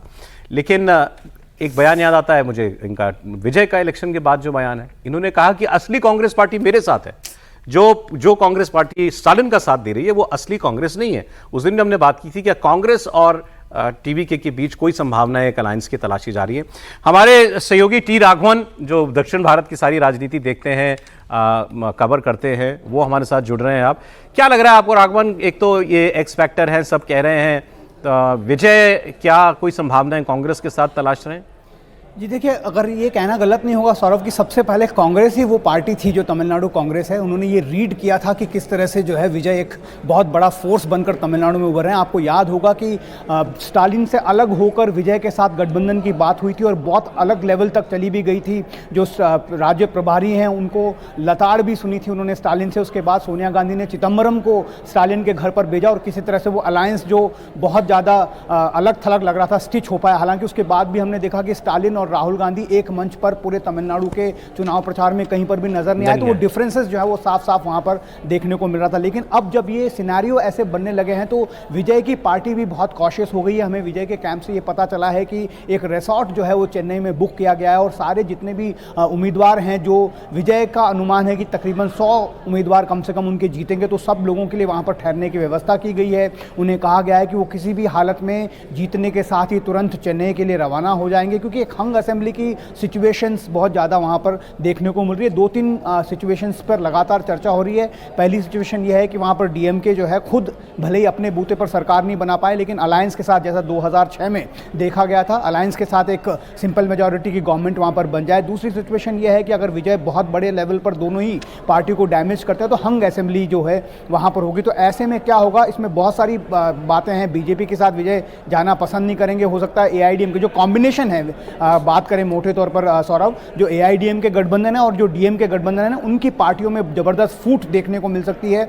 एक बहुत बड़े कह सकते हैं कि एक सिनेमा जो होगा, थ्रिलर जैसा, इससे कम नहीं होगा। देखना होगा कि विजय जो है वो लीड रोल में आएंगे कि सपोर्टिंग एक्टर बनकर रह जाएंगे, ये कुछ घंटों में पता चल जाएगा। जी बिल्कुल राघवन, बहुत शुक्रिया। लेकिन बहुत इंटरेस्टिंग होगा बंगाल के साथ साथ तमिलनाडु के इलेक्शन के नतीजों को देखना। कल देखें कि क्या विजय वाकई कोई करिश्मा कर पाते हैं। 20% वोट ऐसा है, देखिए टीवीके का अगर आप मान के फर्स्ट टाइम वोटर देखें तो 2-2.5% वोट वो है। दूसरा अगर उससे आगे जाएंगे आप 20 से 29 साल के, उसमें तो लगभग 17-18% वो है। तो 20% वोट ऐसा है जिस पर टीवीके के बहुत ज़्यादा नज़र है, विजय की बहुत ज़्यादा नज़र है कि अगर वो उनको आता है तो बाकी वोट मिलके शायद उनको एक अच्छा खासा वोट जो परसेंटेज है वो मिल सकता है। लेकिन एक जो मतलब विजय सबसे ज्यादा रेलेवेंट तब होंगे अगर उनके बगैर कोई सरकार ना बन पाए, हंग असेंबली हो तभी। लेकिन जो जितने अभी तक हमने एग्जिट पोल देखे, फिर वही बात है, अब एग्जिट पोल पर यकीन करना है तो करना, नहीं करना तो नहीं करना। लेकिन फिर बाय एंड लार्ज अगर आप एग्जिट पोल्स की दिशा को देखेंगे, ऐसा लग रहा है कि विजय ज्यादा नुकसान एआईएडीएमके का कर रहे हैं, बल्कि मैं तो कहूंगा सारा नुकसान एआईएडीएमके का कर रहे हैं। उनकी तो विजय को कुछ मिल जाए, उसके बावजूद स्टालिन सत्ता में बरकरार रह सकते हैं, ये संभावनाएं काफी प्रबल दिखाई दे रही हैं। मैं कह रहा हूं कि विजय को कुछ मिले भी और तब भी हंग ना हो, डीएमके सत्ता में आ जाए, ये होता हुआ ज्यादा मुमकिन दिखाई दे रहा है तमिलनाडु की। मुझे लगता है 234 सीटों में से विजय कितनी सीटें जीतते हैं उसके ऊपर तय करेगा। 118 सीटें चाहिए उनको मतलब सरकार बनाने के लिए। अब कांग्रेस से कहा जा रहा है कि कांग्रेस तो खुद 28 सीटों पर चुनाव लड़ रही है, और वो भी आप गठबंधन में आप डीएमके के साथ मिलकर चुनाव लड़ रहे हो। तो क्या आप चुनाव के पहले गठबंधन करते हो, आप डीएमके के साथ चुनाव लड़ रहे हो, चुनाव के बाद आप 28 में से अगर सपोज करो आप 20 सीटें जीत रहे हो, तो 20 के आपके सपोर्ट वो गठबंधन टूट के कगार पे पहुंच चुका है सर। सारी खबरें आ रही हैं कि डीएमके का कोई इंटरेस्ट नहीं है कांग्रेस पार्टी के साथ। कांग्रेस जिस तरीके से नॉर्थ इंडिया में टूटी है, दक्षिण में क्या कांग्रेस उस तरीके से टूटने की स्थिति में है? कांग्रेस का एक धड़ा चाहता है कि विजय का विरोध किया जाए, एक कहता है कि विजय के साथ जाया जाए। तो क्या तमिलनाडु के कांग्रेस के एमएलए टूटेंगे? दूसरा ये कि एआईएडीएमके में बड़ी टूट होने की संभावना है। अगर एआईएडीएमके बुरी तरीके से हारती है, विजय की सरकार बनने की स्थिति आएगी, तो एआईएडीएमके का एक बड़ा घटक दल होगा विधायकों का जो विजय के साथ चला जाएगा। अच्छा। तो मुझे लगता है कि विजय के प्रदर्शन पर निर्भर करता है, और यह भी देखता है कि डीएमके कहां पर जाकर टिकती है, क्या डीएमके बाकी दलों में तोड़ करके सरकार बनाने की स्थिति में आती है। तो मुझे लग रहा है उसके बाद के समीकरण बहुत तय करेंगे, और छोटे दल बहुत ज्यादा है जो 2 सीटें 4 सीटें 5 सीटें हाँ, सभी जगहों सभी दोनों गठबंधनों में बहुत दल है। अब उनकी क्या भूमिका होगी ये भी देखने वाली बात होगी। फिर वापस बंगाल की खबरों पर कुछ लौटते हैं। तो याद रख लीजिए इसमें भी क्यों विजय को आप सोचते हैं कि वो एनडीए की सरकार नहीं बनवा सकते? खबर होने को कुछ भी हो सकता है जी। अच्छा, वो एआईएडीएमके के साथ चले जाएं। अब देखिए तो सही ना कि एनडीए की सरकार क्या होता है, मतलब एक संभावना पर इस पर भी चर्चा कर लेनी चाहिए। हाँ नहीं बिल्कुल सर, और हम ही सब बता देंगे तो कल गिनती करने वाले क्या करेंगे। बंगाल की फिर से बात करते हैं। बंगाल के वोटर्स ने किसको चुना है कुछ घंटों में यह साफ हो जाएगा, और काउंटिंग से पहले बीजेपी की जो उम्मीदवार हैं वो मंदिर मंदिर जा रहे हैं। मैंने तो ये तक सुना कि सारे उम्मीदवारों से कहा गया है मंदिर जाओ। मंदिर जाने का मतलब ये नहीं कि बीजेपी की लीडरशिप बड़ी आस्थावान है, वो उसको लगता है कि भगवान को जाके मनाओ, वो इसलिए कि दिखे कि तुम सब लोग जो है ये काम कर रहे हो।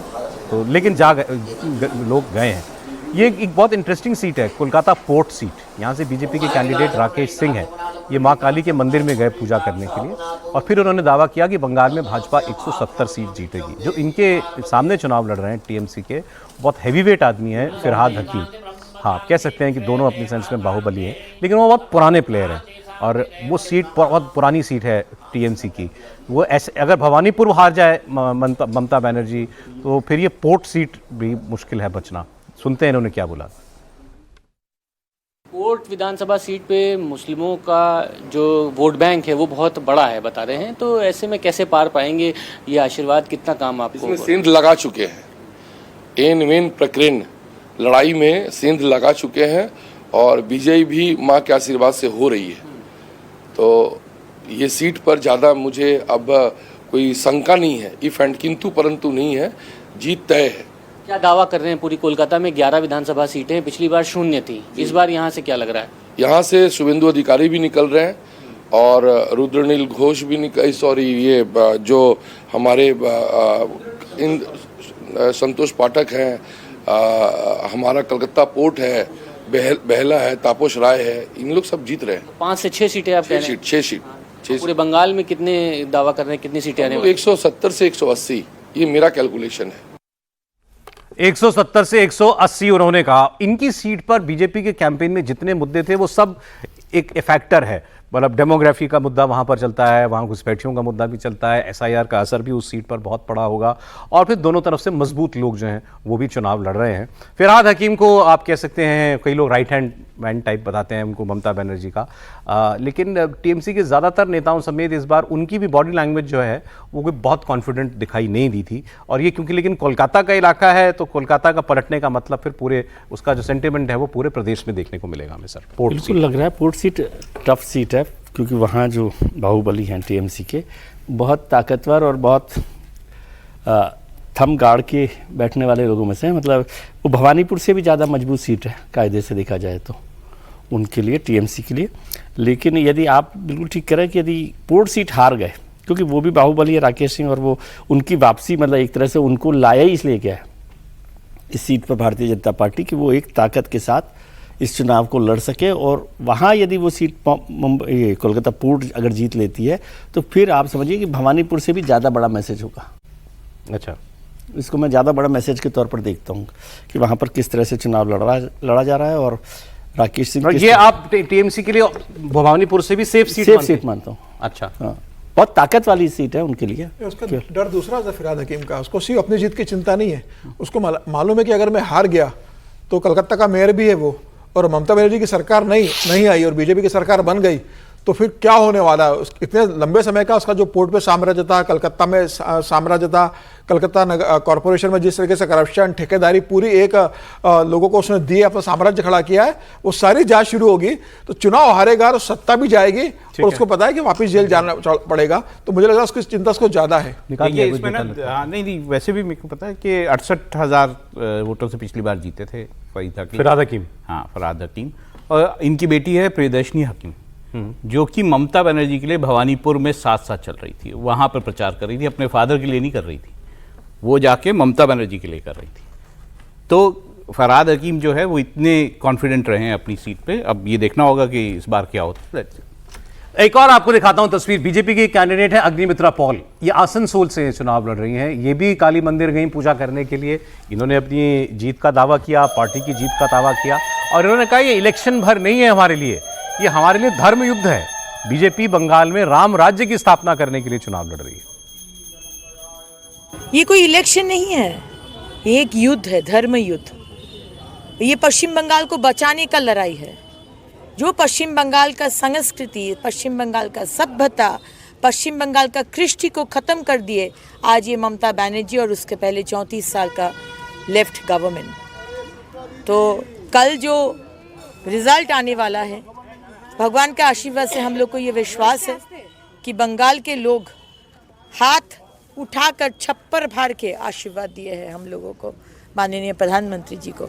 इसके लिए भगवान माँ काली से बाड़ी मैदान मंदिर में माँ काली का धन्यवाद, माँ काली से फिर प्रार्थना कि शांति वरना शांतिपूर्ण वातावरण रहे, कोई भी अशांति ना हो कल रिजल्ट निकलने के बाद। इनकी अपनी जो सीट है वो बीजेपी के फेवरेबल एरियाज में पड़ती है। नॉर्थ बंगाल तरफ तो ज़्यादा इनको दिक्कत नहीं होनी चाहिए। नॉर्थ बंगाल है, जंगल महल का इलाका है, मतलब अगर आप नीचे आ जाएं तो दक्षिण पूर्वी छोर कह सकते हैं, वो बीजेपी के लिए ठीक है, नॉर्थ का ठीक है। मेन प्रॉब्लम है कोलकाता और साउथ, जो सेकंड फेज में जहां पर सीटें हुई हैं, चुनाव हुए हैं, वहां बीजेपी पिछली बार से बेहतर नहीं तो बहुत बेहतर करना पड़ेगा। 142 में केवल 18 सीटें थी, कम से कम 50 से 60 सीट बीजेपी को चाहिए, मिनिमम 3 गुना चाहिए। सवाल यही है क्या बीजेपी वो कर पाएगी कल? देखिए, बीजेपी को दोनों क्षेत्रों में बेटर करना पड़ेगा। वहां आपने 59 जीती थी और टीएमसी की 92 थी, तो वहां भी आपको सीटें कम से कम अपनी 50% बढ़ानी पड़ेंगी, ज्यादा नहीं तो, और यहां 3 गुना करनी पड़ेंगी, तब जाके आप वो आंकड़ा छू पाते हैं। जिस तरह की मेहनत की है बीजेपी ने, इलेक्शन कैंपेन देख लें, बूथ मैनेजमेंट भी देख लें, तो उससे उम्मीद तो बनती है। अब ये तस्वीरें और भी उम्मीदवारों की आ रही हैं जी सर। भारतीय जनता पार्टी 3 सीटों से 77 सीटों पे चली गई थी, तो कितना गुना बढ़ा ली थी बीजेपी ने, तो 3 टाइम तो बढ़ा सकती है सर, या दुगनी भी कर सकती है सीटें। सर एक्चुअली बात वोट बढ़ाने की है इस बार बीजेपी के सामने। बीजेपी का 5% वोट बढ़ रहा है सर, 43 से 44% बीजेपी का वोट मिनिमम आ रहा है इस बार का। 48% था, ये आप मान के चलिए कि 44 से 45% के बीच बीजेपी का वोट बैंक रहने वाला है। ये तो 7% बढ़ जाएगा सर अगर आप ऐसे कह रहे हैं। 38% मान लिया, 44% बीजेपी का वोट इस बार आ रहा है सर, ये आप मान के चलिए इस बार। मतलब आप 5% अगर इनका बढ़ा रहे हैं तो मतलब ममता का 5%, ममता का 5 से 6% वोट कम। अरे मुझे ऐसे बोलने वाले लोग पता नहीं क्यों मिलने लगे, जो कह रहे हैं कांग्रेस को आप थोड़ा नजर रखिए, कांग्रेस 2-4 सीट की पार्टी बन सकती है इस बार, लगता है आपको?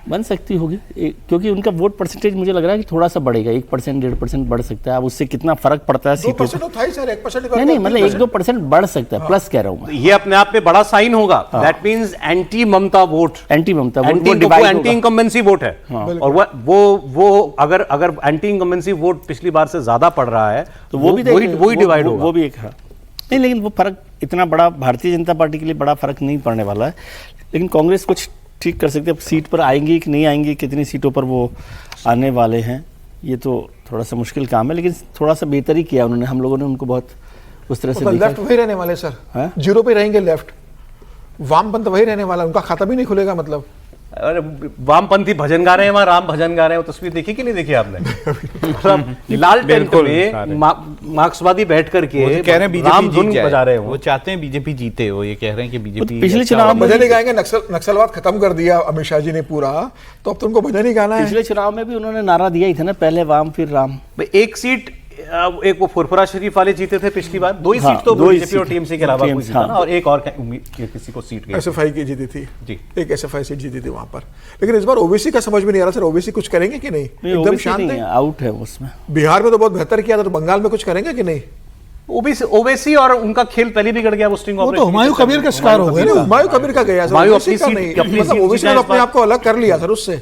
ओबीसी ने तुरंत अपने आप को जीतेंगे कि नहीं किया। जीतेंगे सवाल ये। हाँ, हुमायूं भी जीतेंगे कि नहीं जीतेंगे, और ओबीसी के लिए कुछ बहुत वहां पर मुझे नहीं लग रहा कि बचा होगा जिस पर वो काम कर पाए। मुस्लिम वोट तो उसमें कोई बहुत कंफ्यूजन रखने की जरूरत नहीं है कि वो परसेंटेज 90% है, 85% है, वाट एवर, वो जाना ममता जी के साथ है, उसमें कोई डिवीजन बहुत होना नहीं है। और वो हिंदू वोट कितना कंसोलिडेट होता है, 50 से 65 पर होता है, 70 पर होता है, वो डिसाइड करेगा। आप इसको ट्रू सेंस में बाइपोलर फाइट मानते हैं, मतलब कोई प्लेयर है ही नहीं, BJP and TMC, BJP and TMC, बिल्कुल ये 100% ट्रू सेंस वाला इलेक्शन है, जो बाइपोलर इलेक्शन है। और इसीलिए वो डिबेट, और इसलिए ज्यादा चांसेस बढ़ गए बीजेपी के, क्योंकि जब बाइपोलर हो गया है तो इसका मतलब एक मूड बना है ना, नहीं तो कंफ्यूजन होता है कि किसी तरह से किसी लड़ाई को लेकर। उनकी बात का जवाब दीजिए, 303 से 77 का सफर मुमकिन है, तो 77 से 150 का क्यों नहीं है? देखिए वो तो अच्छी बात है, फिर लोकसभा चुनावों को भी देख लेते हैं, उसमें कम हो गए थे, 18 से 12 आ गए थे। तो अब ये कहना कि अच्छा वहाँ पे बढ़ गए थे, यहाँ पे देखिए बीजेपी ने अच्छा चुनाव लड़ा है, बीजेपी वहाँ पे इनरोड्स बना पाई है, बीजेपी इन चुनावों को जीत भी सकती है, ये कोई डिनाई नहीं कर सकता। बीजेपी वहाँ फोर्स बन गई है, और वो फोर्स जो है वो ममता को मुझे वो रीजंस दीजिए जो आपको लगता है कि वो जो ममता जी की तरफ झुके हैं। मैंने तो रीजन दिया ना कि ममता बनर्जी ने जो है मुस्लिम तुष्टिकरण की राजनीति की है, मुस्लिम कंसोलिडेटेड वोट मिलता है। अब जो हिंदू वोट है वो ज्यादातर, मैं वो एक मेरे पास लिस्ट भी थी कि हिंदू जितने इलाके हैं जिसमें 70-80% हिंदू हैं, उसमें ममता बनर्जी डेमोग्राफी का फायदा उनको मिल रहा है, इसमें तो कोई शक नहीं, और बीजेपी चाह के भी उसका टीएमसी जीतती हुई आई है उसमें, ऐसे इलाकों में। अदर देन डेमोग्राफी कोई और फैक्टर? देखिए एक फैक्टर ये है कि देखिए ममता बनर्जी के जीतने का या ममता बनर्जी के जीतने की संभावना होगा। देखिए ममता बनर्जी का जो उन्होंने स्कीम्स को इंप्लीमेंट किया, पहली बात ये महिलाओं को लेकर जो स्कीम्स हैं, 1000 रुपया देना, मैं ये कहता हूँ ये मैं रिश्वत मानता हूँ इसको, लेकिन फिर भी 1000 रुपया देना हर महीने, अब तो उसके बाद हाँ अब तो 1500 का है, पर अभी तक 1000 दे रही है, 1500 रुपए दे रही है, 600 से शुरू हुआ था, 1000 अगर वो देते हैं वो पैसा दे रही हैं। दूसरा जो बच्चियां हैं उनको मुफ्त में शिक्षा देना, उनकी किताबों का ध्यान रखना, उनको बाकी सब चीजें देना, 25 जब वो शादी हो रही है 25,000 रुपया उनको देना, बाकी जो इस तरह की स्कीमें हैं वो एक गट फील क्या? देखिए मुझे लगता है, मैं गट फील नहीं, मैं बिल्कुल साफ बोल रहा हूँ राहुल जी कि भाई मुझे लगता है बीजेपी अच्छी खासी सीटें हासिल करेगी, मुझे इस बारे में डाउट है कि वो हरा पाएगी। राहुल जी जो कह रहे हैं सर कि मुसलमानों का 30% एक तरफा, तो ये तो लेफ्ट के साथ भी था ना, 77 से लेकर 2011 तक। 2011 में झटके में बदला, ममता के पास आया, तो जैसे लेफ्ट से बदल के ममता के पास आया 26 में, अब जब आप लोगों से वोटर भारतीय जनता पार्टी के पास 2026 में आ रहा है। अब जब आप लोगों से कल मुलाकात हमारी होगी, मतलब आज के बाद जब पहली मुलाकात होगी 1 बजे कल कहानी कुर्सी की में, तब तक ये सवाल का जवाब हमें मिल चुका होगा, मिल चुका होगा, 1 बजे तक जवाब मिल गया होगा कि आखिर क्या हुआ, ममता जी का और बीजेपी कितनी छलांग लगा पाई, नहीं लगा पाई। बहुत शुक्रिया सर, आज स्टूडियो में आप आए, राजकुमार जी, विजय जी, राहुल जी, बहुत धन्यवाद, बहुत शुक्रिया समीर जी आपका।